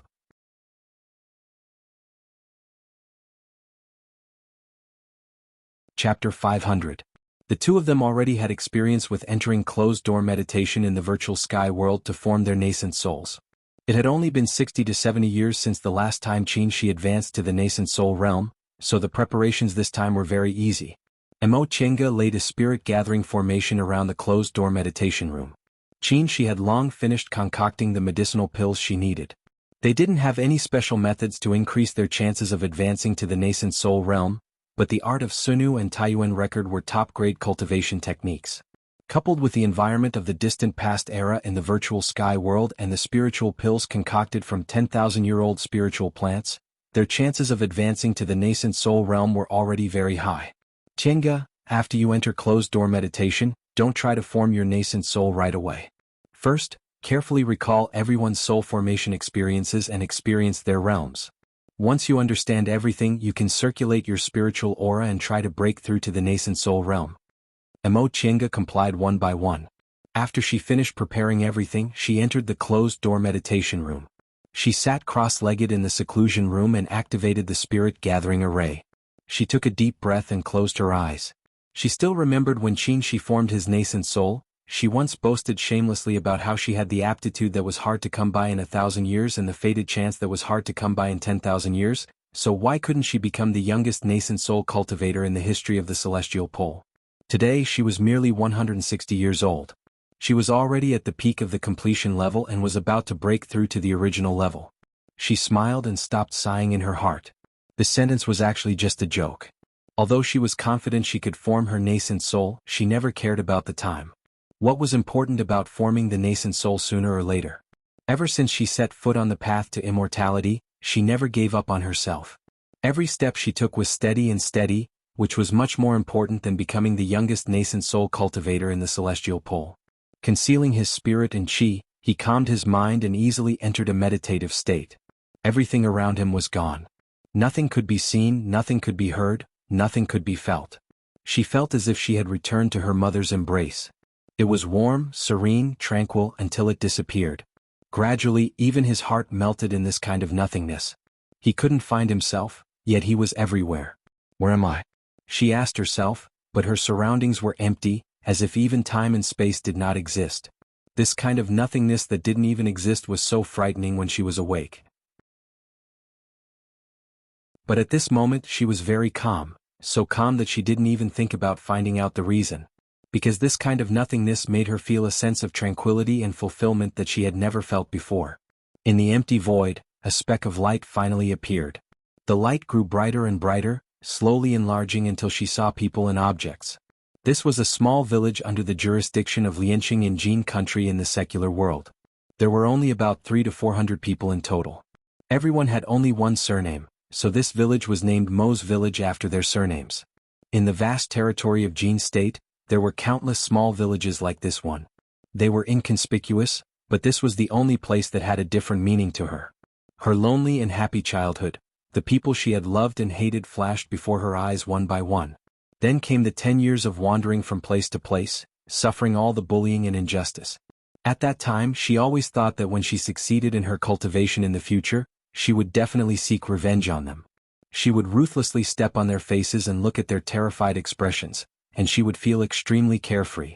However, when he possessed such power, he realized that he no longer cared about all of this. Those bullying and unfairness had made her furious and gnash her teeth. If those people appeared in front of her, she had no doubt that she would kill them with a wave of her hand.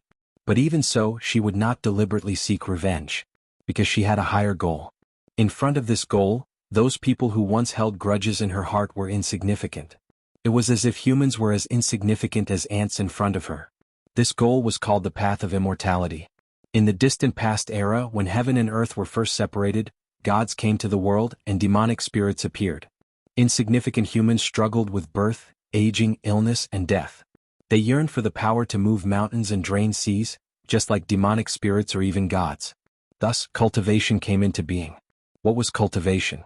It was the vain desire of mortals to jump out of samsara, live forever, and conquer the heavens. Millions of years passed. From the vast and boundless primeval times to the chaos of the present day, countless people began to tread the path of immortality. They struggled within the Tao of immortality, but the only ones who managed to escape the cycle of reincarnation and become true immortals were legends. Did the path of immortality really exist? Or was it to say, in the end they were still a pile of bones that scattered with the wind? A painful expression appeared on Mo Chinga's face, but she couldn't feel it. Ever since she entered the closed-door meditation room, Qin Shi, who had been guarding outside the door, watched her nervously. Everyone encountered different situations when they tried to form their nascent soul. He didn't know what Mo Chinga's mental state had experienced, but he knew he couldn't intervene. If she couldn't even pass the initial mental state, there was no need for her to form her nascent soul. She'd already failed. On the path of cultivation, aura refining was the rudiments, foundation building was the threshold, and core formation was the initial success. Only when one formed their nascent soul could they be considered to have truly set foot on the path of immortality and come into contact with the true meaning of immortality. Therefore, to break through to the nascent soul realm, aptitude was no longer that important. Cultivation level, temperament, and personal understanding were more important. Because of this, even those disciples of famous cultivation groups with great cultivators as their backing could only use medicinal pills to reach the core formation realm at most. They couldn't cross the hurdle of forming their nascent soul. Only by comprehending the profound meaning of immortality could one become a true great cultivator. What is the path of immortality? To seek power and not be controlled by others. A woman appeared in Mo Chinga's mental state and said faintly. She had a dignified appearance and a calm expression. She was just casually standing there, but she was already astonishingly beautiful. She was Mo Yaoqing, born in Danxia sect in Yunzhong 5,000 years ago. She had a pure Yin constitution, and her talent and beauty were equally astonishing. Beauty and pure Yin constitution. These two perfectly combined on her body, causing her a lifetime of misfortune. No one saw the overflowing talent beneath her superior aptitude, and no one saw the firm Tao heart behind her beauty. In order to escape her fate, she crippled her own cultivation level and started from zero. She put in 10 times or even 10 times the effort and hardships of others to enter the nascent soul realm. Mo Chinga recalled herself. She was once an ignorant child, but because of a sentence she inadvertently said, she was kidnapped. When she was young, a moment of carelessness not only brought disaster to herself, but also implicated innocent people. What is the path of immortality? To seek power and not be controlled by others. What is the path of immortality? To seek longevity and to explore the true meaning of the world. This time a vague figure appeared. His face couldn't be seen clearly, and his figure couldn't be distinguished. Only his clear and quiet voice could be heard. This was Fu Yaozi, the #1 cultivator in Yunzhong for more than 100,000 years.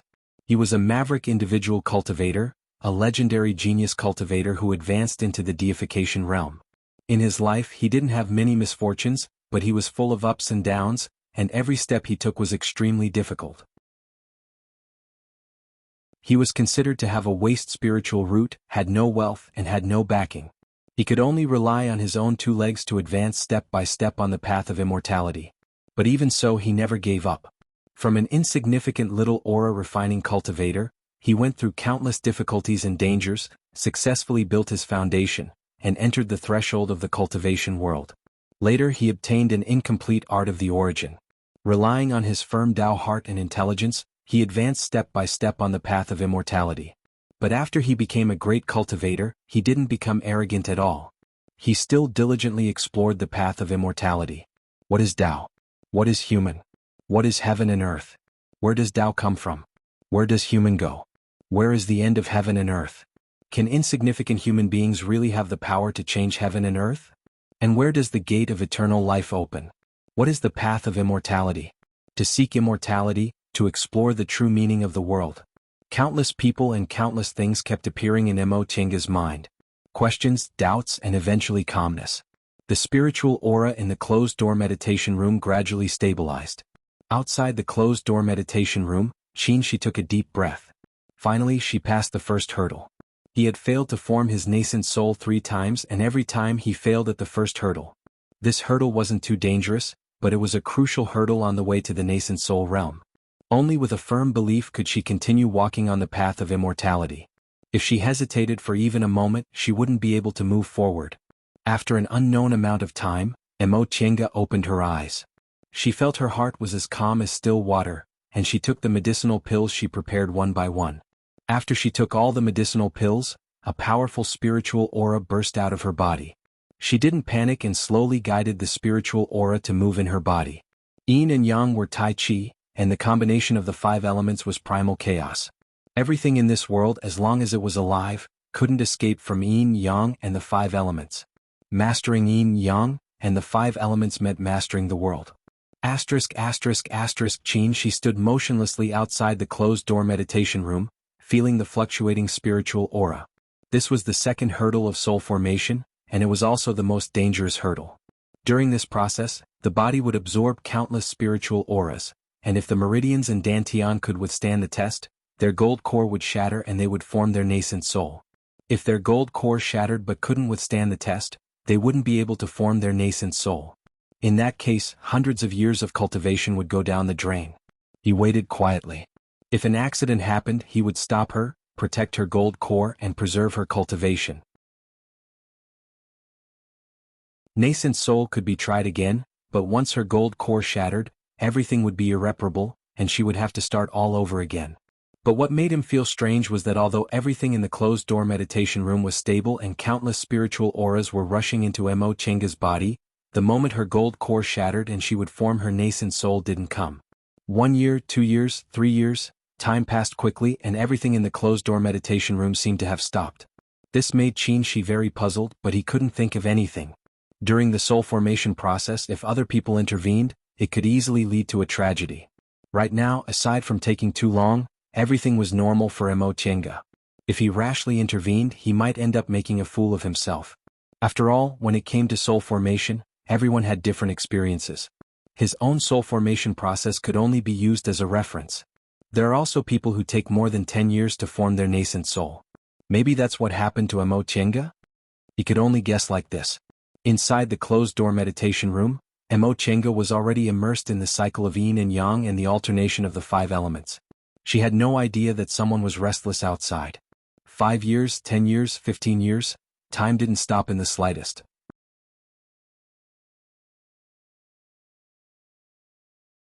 Chapter 501. Misty clouds and immortal chi lingered. Between the towering peaks, sword light flashed from time to time. Sometimes sword chi soared into the sky, and other times sword intent was threatening. This lasted for half a day. In midair, in the clouds, Jing Xingji casually withdrew his flying sword.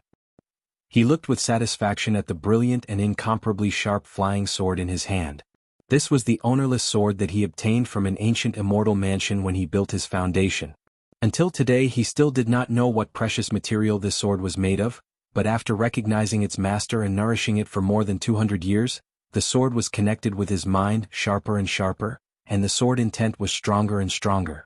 He still remembered that more than 200 years ago when he obtained this sword, his master, who was still alive, said that this sword was as clear as autumn water, and contained sword chi, so it was better to call it still water sword. In fact, although he seemed to be playing around with the world, he would rather break than bend, and was not suitable for this sword name at all. However, he understood what his master meant. He hoped that he would restrain his edge so as not to provoke disaster. Unfortunately, at that time he was young and aggressive, and did not understand these things. Later he had no chance. After the death of his master he endured for 100 years in the ancient sword sect, but in the end he could not endure it.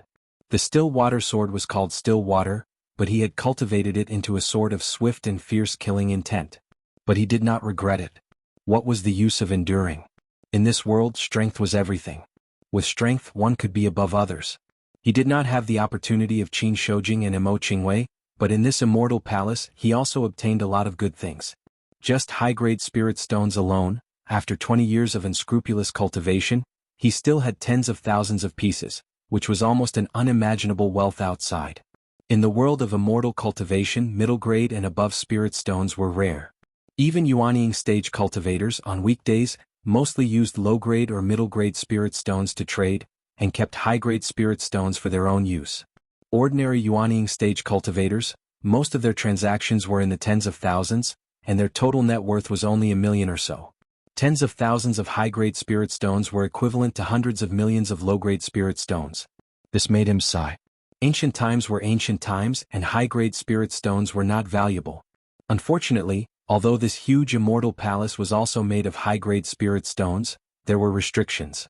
Otherwise he really wanted to move a spirit stone house back. However, although high-grade spirit stones were rare, they could not be compared to crystal jades. He was not proficient in miscellaneous knowledge, so he gave up the materials in exchange for crystal jades. He used the secret method of sword cultivators to refine these crystal jades into the still water sword. After 20 years of nourishment, the still water sword, which was originally filled with killing intent, became even sharper.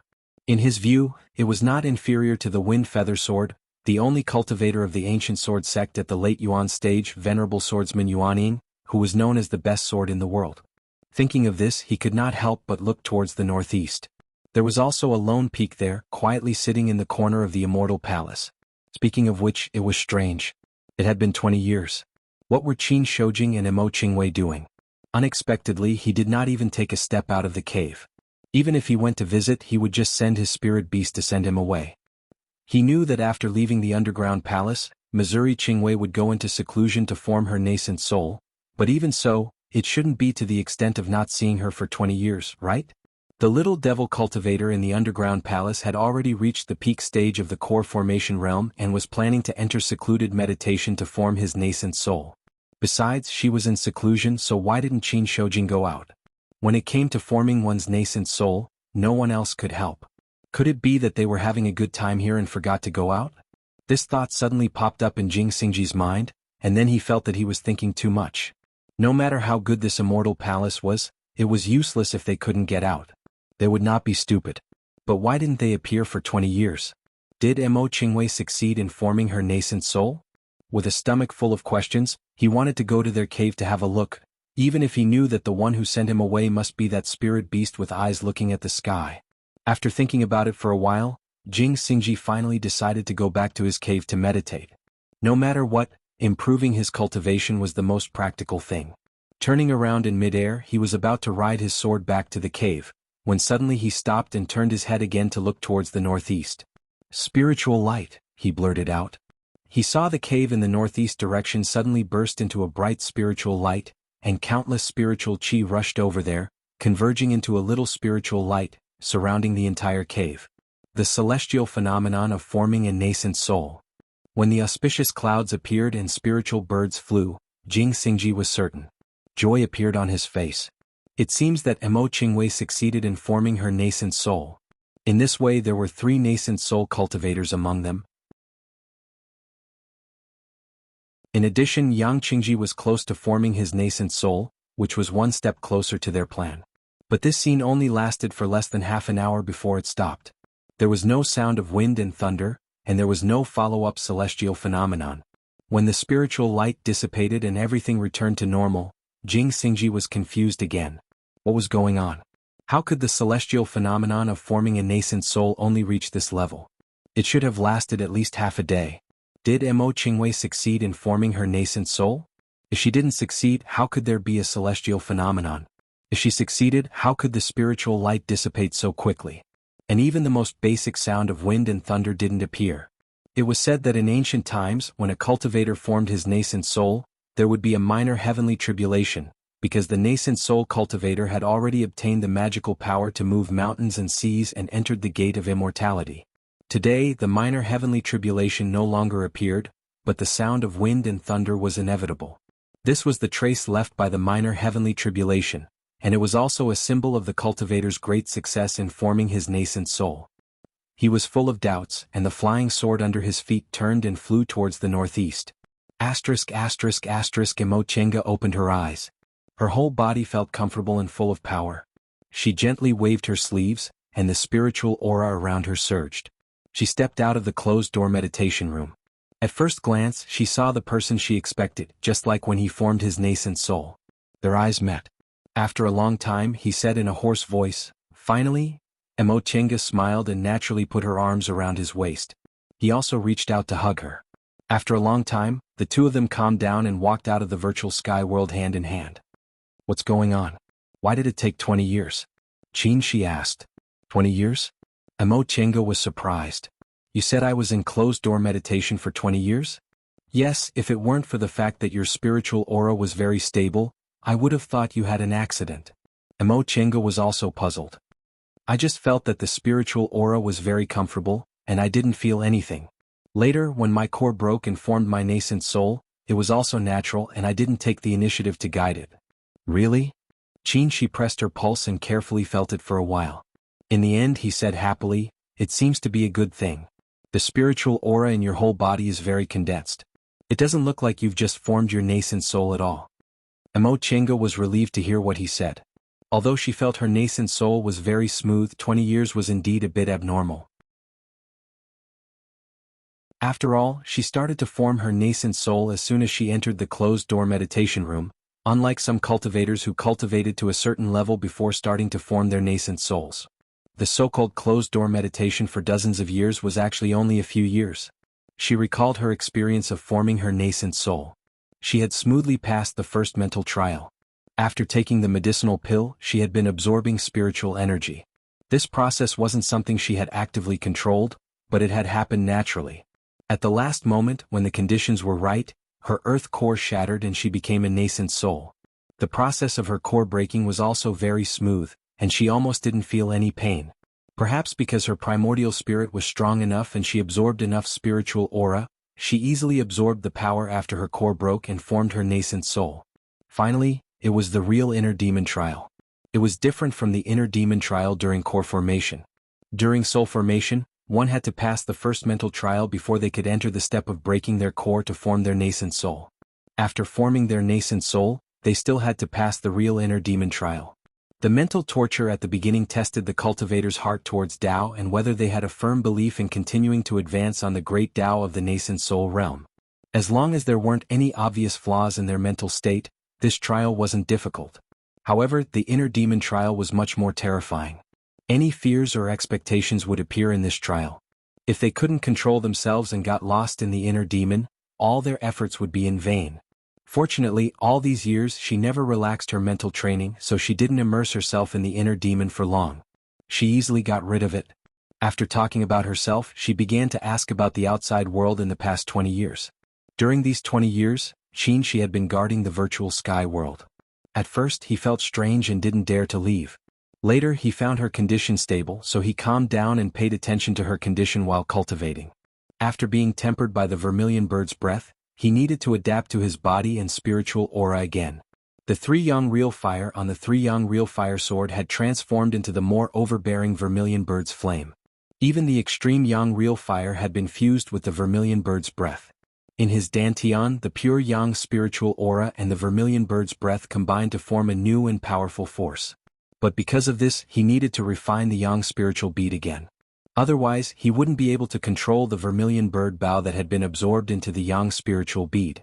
After 20 years of refining, he had regained control of the Yang spiritual bead. Presumably, it wouldn't be long before he could take out the vermilion bird bow. As for the spiritual beasts and the cave outside, there were no abnormalities. Just as Qin guessed, Xiaofan advanced to the 6th rank in the past 20 years. Xiaohu was also almost there. Although the bright bird didn't advance, its strength also increased greatly. Sure enough, the blood-eating vine had a miraculous effect on spiritual beasts. Fei, who was left outside the virtual sky world, had also cultivated to the peak of the 5th rank. As for the cave, there weren't many people in this immortal palace, so there wouldn't be any accidents. At most, Jing Xingji would come to harass them. Speaking of Jing Xingji came outside.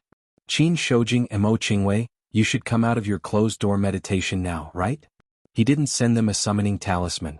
Instead, he shouted at the entrance of the cave.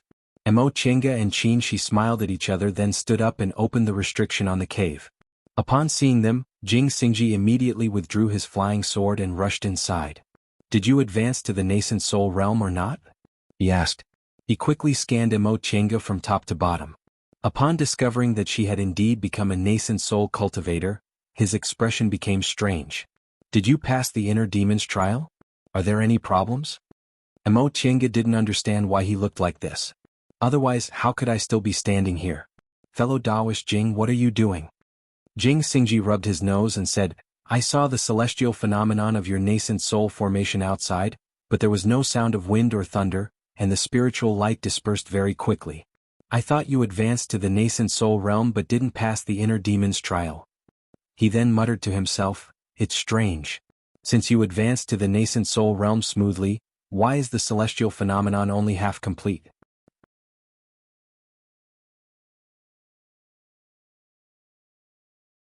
Chapter 502. Only half of the nascent soul celestial phenomenon? Mo Chenga and Qin Shi looked at each other with confusion on their faces. Neither of them had thought about the nascent soul celestial phenomenon. Mo Chenga had the experience of forming her gold core in the virtual sky world, and Qin Shi also formed his nascent soul there. The virtual sky world was a closed space that couldn't attract the spiritual aura of heaven and earth, so it was impossible for celestial phenomena to occur inside. As for the outside world, the immortal palace was torn open, so it was also a closed space. They also didn't expect celestial phenomena to occur. What happened? Qin Shi asked. Jing Xingji said, "You don't know? Just now there was a spiritual light around your cave, so I knew you should have come out. But the sound of wind and thunder didn't appear, and the spiritual light dispersed. The whole process took less than an hour." It was indeed only an hour since they came out of the virtual sky world. Seeing that the two of them were deep in thought, Jing Xingji couldn't help but ask, "What's going on? Tell me." Qin Shi asked, "Tell me, why did the nascent soul celestial phenomenon appear?" Of course it's because of advancing to the nascent soul realm and using one's own strength to trigger the spiritual aura of heaven and earth. Jing Xingji answered halfway and paused, seeming to have understood something. "You also realized it, right? Spiritual aura of heaven and earth? How much spiritual aura can there be in a closed space? How could it trigger the nascent soul celestial phenomenon?" Jing Xingji was silent, thinking about what Mo Chenga said. It was common knowledge in the cultivation world that celestial phenomena would occur when a cultivator advanced to the gold core realm. It was also known why celestial phenomena were born. When a cultivator advanced to the gold core realm, heaven and earth sensed the cultivator's powerful strength, triggering the fluctuation of spiritual aura and thus celestial phenomena. For cultivators, the so-called spiritual aura of heaven and earth was the spiritual aura existing between heaven and earth. This kind of spiritual aura was different from the spiritual aura produced by spirit veins. It was the original primordial energy existing between heaven and earth. Therefore, even in places without spirit veins, cultivators could still cultivate. This was a problem for an enclosed space. Without spirit veins there wouldn't be too much spiritual aura. In other words, the spiritual aura of heaven and earth was too little to trigger celestial phenomena. I see. Jing Xingji understood. The spiritual aura of heaven and earth in this immortal palace wasn't enough to trigger the nascent soul celestial phenomenon, so the spiritual light dispersed so quickly? Not only that. Qin Shi said, "What I also want to say is, how big is the entire immortal palace? Excluding the spiritual aura produced by the spirit veins and these high-grade spirit stones, how much spiritual aura can there be? Even a half-completed celestial phenomenon ascendant wouldn't be able to withstand it, right? This?" Jing Xingji reacted quickly and immediately said, "You're saying that this immortal palace isn't sealed? Or should I say it's not fully enclosed?" Qin Shi nodded. "You're right. If half of the celestial phenomenon really appeared, it means there's a lot of spiritual aura there. At the very least, it should include the spiritual aura on the spiritual mountain outside." The meaning of these words, Jing Xingji was all too clear. If the barrier between the mystical palace and the mystical mountain was cracked to begin with, it would be much easier for them to destroy the barrier. The entrance that connected Spirited Mountain to the outside world was created by the 5 saints using the space-tearing technique from the Immortal Palace. It was very stable and could be used to exit directly. If I can find the crack in the restriction between the Immortal Palace and the Spirited Mountain? Mo Chenga looked at the delighted Jing Xingji and said, "Fellow Taoist Jing, don't be too happy too early. The restrictions in this Immortal Palace are far beyond our realm. Besides, the Immortal Palace is so big, how could it be easy to find the crack?" Jing Xingji waved his hand indifferently and said, "You're right, but there's more hope than before, isn't there? That's a good thing." "Alright, you're right. If they could really find the crack in the space, the Xuanshu cloud connecting formation would have a higher chance of success." The three of them talked for a while more before Jing Xingji took his leave. The restrictions in the Immortal Palace were so brilliant that finding the crack wasn't something that could be done overnight. Soon after, Mo Chenga and Jing Xingji went back to the underground palace to see Yang Qingji. Yang Qingji was very happy to see her successfully advancing to the nascent soul realm. The 4 of them were now grasshoppers on a rope. Mo Chenga successfully advanced to the nascent soul realm, which meant she was one step closer to their goal. However, this also urged him to seize the time. Only 3 nascent soul cultivators weren't enough. Using the Xuanshu cloud connecting formation required 5 mediums. Him advancing to the nascent soul realm was just one more, so he had to think of another way.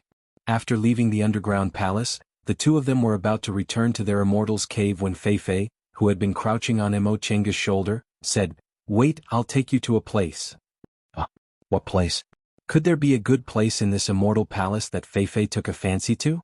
Just follow me, Fei said, jumped down from Emo Chenga's shoulder, turned around and ran. The two of them glanced at each other then followed.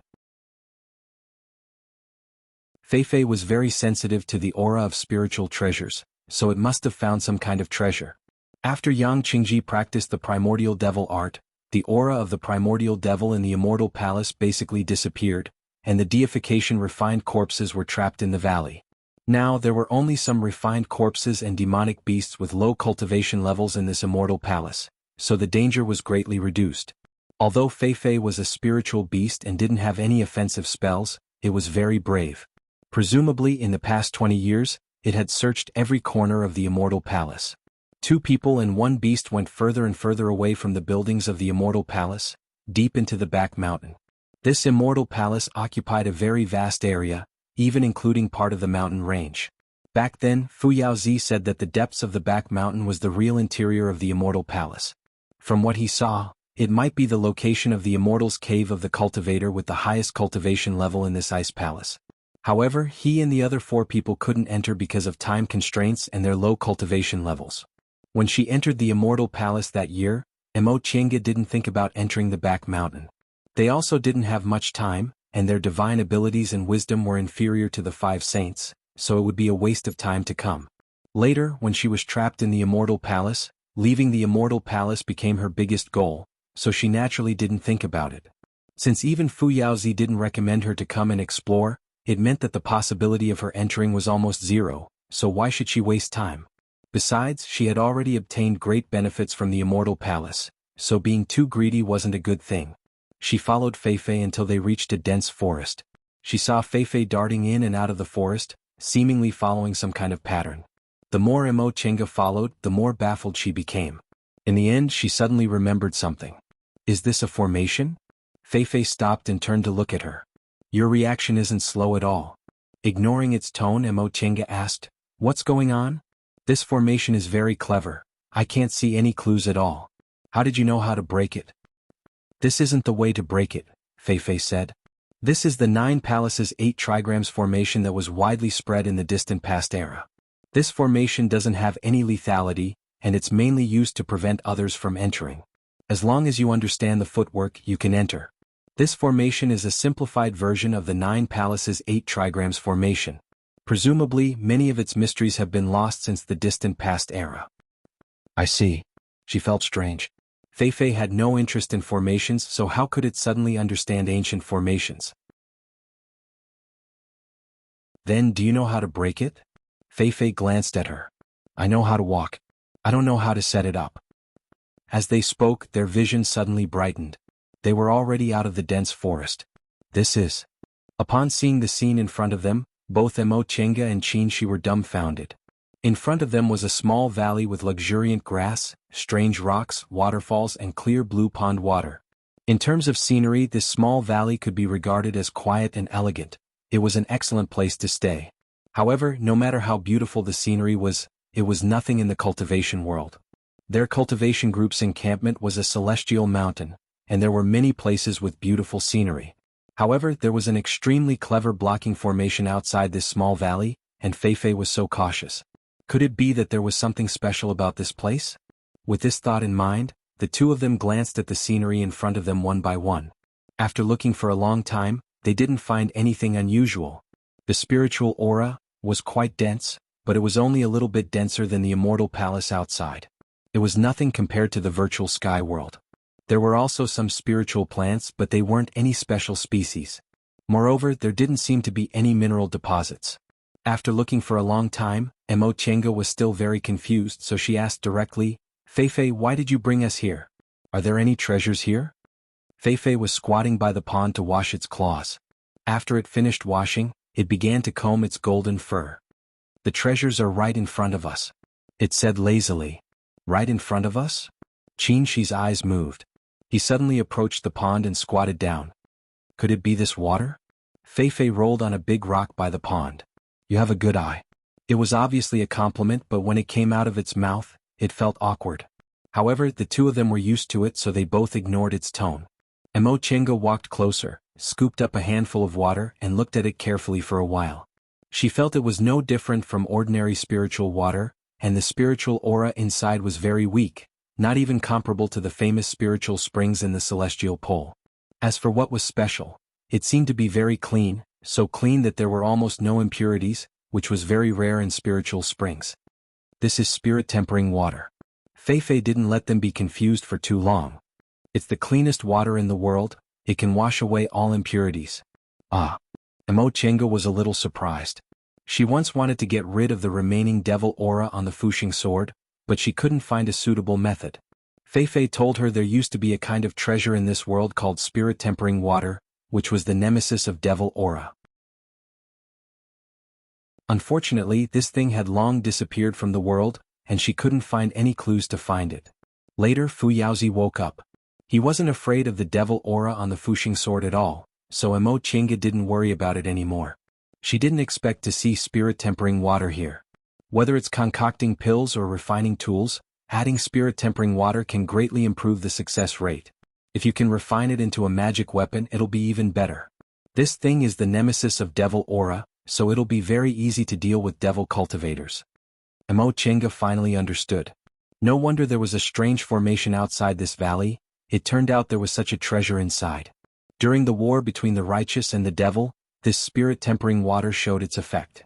Without hesitation, she took out the Fuxing sword from her Chenkuan ring and dipped the sword into the pond.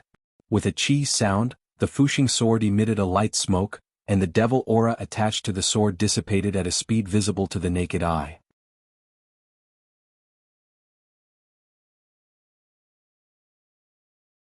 Chapter 503. Without the devil aura, the Fuxing sword was still simple and heavy. Its aura was heavy, but the body of the sword was cold. The power of wind and thunder inside was even more intense, almost breaking out of the sword. Qinshi was surprised. This sword has the thunder attribute? The previous Fuxing sword had momentum, but it was hidden. Only after the devil aura was removed did he realize the sword was made of good thunder attribute materials. Treasures of the thunder attribute were not common in the world of cultivators. Firstly, there were very few people with thunder spiritual roots, so it was more suitable for people with gold spiritual roots to practice gold cultivation techniques. Secondly, treasures of the thunder attribute were very powerful. However, because of this, their progress was very slow, so very few people chose them. Emo Chenga didn't expect the Fuxing sword to be a rare thunder attribute magic weapon. Emo Chenga knew about it, but she didn't care because she couldn't remove the devil aura before. After she advanced to the nascent soul realm, she had to refine many magic weapons again to display the strength of a nascent soul cultivator. Now that she removed the devil aura from the Fuxing sword, she obtained a powerful magic weapon. She said happily, "Master Fu Yao said this sword isn't his natal magic weapon, but he spent a lot of effort to collect materials to make it. There are pure thunder crystals inside, and if it's used with thunder attribute spells, it'll be very powerful. In that case, it complements the Great Heavenly Thunder technique." They happened to take a Great Heavenly Thunder technique from the storeroom. The reason why he chose this cultivation technique was because he took into consideration Emo Chenga's lack of Thunderbolt Strike, which could make up for her lack of attack power. The Fuxing sword was also of the lightning attribute, so it just so happened to be of the lightning attribute. Yes. Looking at the new Fuxing sword, Emo Chenga couldn't bear to put it down. After playing with it for a while, she put it away and asked Feifei, "Feifei, why is there so much spirit-tempering water? Besides, this pool doesn't seem to be stagnant. Is it inexhaustible?" Feifei said, "Spirit-tempering water needs a lot to be effective. Whether it's concocting pills or refining tools, you need to add a whole bottle, unlike some spiritual waters that only need 1 or 2 drops. As for how this water is produced, just like spirit veins have spiritual eyes, spirit-tempering water also has a source." Hearing this, Emo Chenga and Qinshi looked at each other and asked, "What about the source?" The source of the spirit-tempering water is usually in the shape of jade or stone. It is called the spirit-tempering jade or spirit-tempering stone. No one knows how they are produced. Bury it somewhere, and the spirit-quenching water will be produced slowly. Fei leaped onto her shoulder. "Hurry up and let Xiaofan out. Let it look for it." It was so easy to order others around. Nevertheless, Mo Tiange still listened to it. She entered the virtual sky world and took Xiaofan out, letting it go into the water to look for spirit-tempering jades or spirit-tempering stones. Lil Fan was a sea beast and it was very agile underwater. Let it find the most suitable one. Not long after they entered the water, Xiaofan floated up from the bottom of the pond with a glowing jade in its mouth. Xiaofan handed it to Mo Tiange and asked, "Master, is this it?" Mo Tiange took the jade stone. It was about the size of a palm, and there were faint veined patterns on its surface. If she hadn't known about it beforehand, she wouldn't have been able to tell it was a treasure that could produce spirit-tempering water. "That's it," Fei Fei urged. "Put it in the virtual sky world." The two people and two beasts entered the virtual sky world. Mo Tiange asked the puppets to dig a pond by the stream and buried the spirit-tempering jade in it. After thinking for a while, she went out to take some spirit-tempering water from the pond and put it in her Chengkuan ring. Even if they had spirit-tempering jade, it would take some time to produce spirit-tempering water, so they took some as a backup first. After doing all this, Fei Fei led the way. The two of them left the 9 Palaces 8 trigrams formation and went back to the cave. They had spent more than 20 years in this immortal palace, so they couldn't delay the matter of getting out. It wasn't just the two of them who thought so, Jing Xingji also thought so. He had a big grudge, so how could he be willing to be trapped in this immortal palace for the rest of his life? Mo Tiange also had things to do in the outside world. Now that time was tight, they couldn't delay it any longer. "Fellow Daoist Qingwei, how long will it take to comprehend your Xuanshu cloud connecting formation?" Jing Xingji asked. Mo Tiange pondered for a while. "This is hard to say. In my estimation, 1 or 2 years is the shortest, but maybe 3 or 5 years. After all, the Xuanshu cloud connecting formation involved a very complicated space-tearing technique, so it definitely wouldn't take a few years to completely master it. However, they didn't need to pay too much attention to using this formation to open a passage, they just needed to figure out how to use it. 3 or 5 years. Alright, let's count as long as it takes." Jing Xingji thought for a while. To activate the Xuanshu cloud connecting formation, we need 5 nascent soul cultivators or above as mediators, right? Correct. Perhaps we can improve other aspects, but this is the principle of this formation. In fact, it didn't matter what cultivation level the mediators were, but to activate this formation, it needed too much spiritual aura. 5 nascent soul cultivators or above would barely be enough. Jing Xingji said, "Then here comes the problem. Right now there are only 4 living people in this immortal palace. The 3 of us are already in the nascent soul realm, and that devil cultivator boy will soon enter closed-door meditation to form his nascent soul. He cultivates a top-notch devil technique, so he seems very confident in forming his nascent soul. Let's assume he can successfully form his nascent soul in 3 or 5 years, but that's only 4 nascent soul cultivators. There's still 1 left. What should we do?" "There are 2 ways," Qin said thoughtfully. "The first is to find a nascent soul substitute. The second is to find a crack in the restriction between the immortal palace and the spiritual mountain. Maybe the 4 of us can break the restriction." Mo Tiange agreed. Mo Tiange expressed her approval. Both methods are feasible. The first method was needless to say, it was the safest solution. As for the second method, they only needed to put a puppet in the position of the 5th medium. Breaking the restriction would be done by the 4 of them, but it depended on how big the crack in the restriction was. If it was too small, it would be in vain. Then let's talk about it one by one. The first is to find a nascent soul substitute. In this immortal palace, there are things related to the cultivation realm. Aside from us, there are only spiritual beasts and puppets. Speaking of spiritual beasts, I know your bird is already in the 7th rank, but it won't be easy for it to advance to the 8th rank, right? She smiled bitterly. It's not easy for spiritual beasts to advance to the 8th rank. It won't take long even if it takes 100 years to advance from the 7th rank to the 8th rank. It'll take at least 30 to 50 years for my bright bird to advance. 30 to 50 years? Can you wait that long? I can't wait that long. Mo Tiange shook her head decisively. I have something to do outside. If I wait 30 to 50 years, I don't know if I can finish it. Time is tight. I can only wait 20 years at most. We must go out within 20 years. Jing Xingji didn't ask much about the specifics. He said, since spiritual beasts won't work, we can only consider puppets. Fellow Daoist Qingwei, can you make nascent soul puppets now? Mo Tiange shook her head. I can't now, but it's not impossible. She still had the jade bone puppet technique in her hands and she also had the main materials. However, this technique was very difficult and she still lacked other materials, so she couldn't guarantee she could make it. In other words, this method can only be used as a backup. Mo Qiange nodded to show her agreement. Jing Xingji sighed. Then let's consider the second method. We'll look for the crack in the restriction between the immortal palace and the spiritual mountain. How confident are you? Mo Qiange and Qin Shi glanced at each other. Their expressions were a bit solemn. After thinking for a while, Qin Shi said, "The immortal palace is so big. It won't be easy to find a crack in the restriction that might be very small.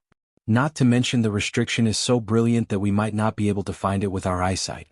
Even if we can find it, I'm afraid it'll take a lot of time." I think so too. Jing Xingji was a bit dejected. Sometimes when I think about it, I feel a bit regretful. Why don't I have any interest in miscellaneous knowledge? If I knew one or two things, I wouldn't be so helpless. Judging from his appearance, he must have thought a lot these days. With his personality, it was already good that he could endure being trapped in the immortal palace for more than 20 years. Let's do it this way. Qin Shi said while thinking, neither of these two methods is foolproof, but they both have hope. We'd better do it separately. We have to look for the crack in the immortal palace's restriction. Qiange, you should also study it and see if you can make nascent soul puppets. These two methods didn't conflict, so there wouldn't be any problem if they were carried out at the same time. All right. If we want to get out, there are a few things we have to do. The first is to study the mysterious void cloud connecting formation. The second is to make nascent soul puppets. The third is to find the crack in the immortal palace's restriction. If we choose one of the two, we'll have hope of getting out. There's one more thing. Fellow Taoist Yang has to advance to the nascent soul realm smoothly, Jing Xingji added. Otherwise, even if we manage to do it, we still won't be able to get out. Mo Qiange said, primordial devil art isn't an ordinary devil art. Yang Qingji also absorbed a lot of primordial devil aura, so I think it's very likely that he'll succeed in forming his nascent soul. All right. Jing Xingji no longer doubted her. In any case, we can't interfere with soul formation, so we'll trust him for the time being. It'll take at least 3 to 5 years for fellow Taoist Yang to form his nascent soul. During this time, we can't just sit around and do nothing. Qin Shi brought the topic back. As I said just now, there are 3 things we have to do. The first 2 can only be left to Qiange, but the third. Fellow Taoist Jing, this is our problem. It's not a problem for me to help, Jing Xingji said. The problem is that I'm not proficient in restrictions.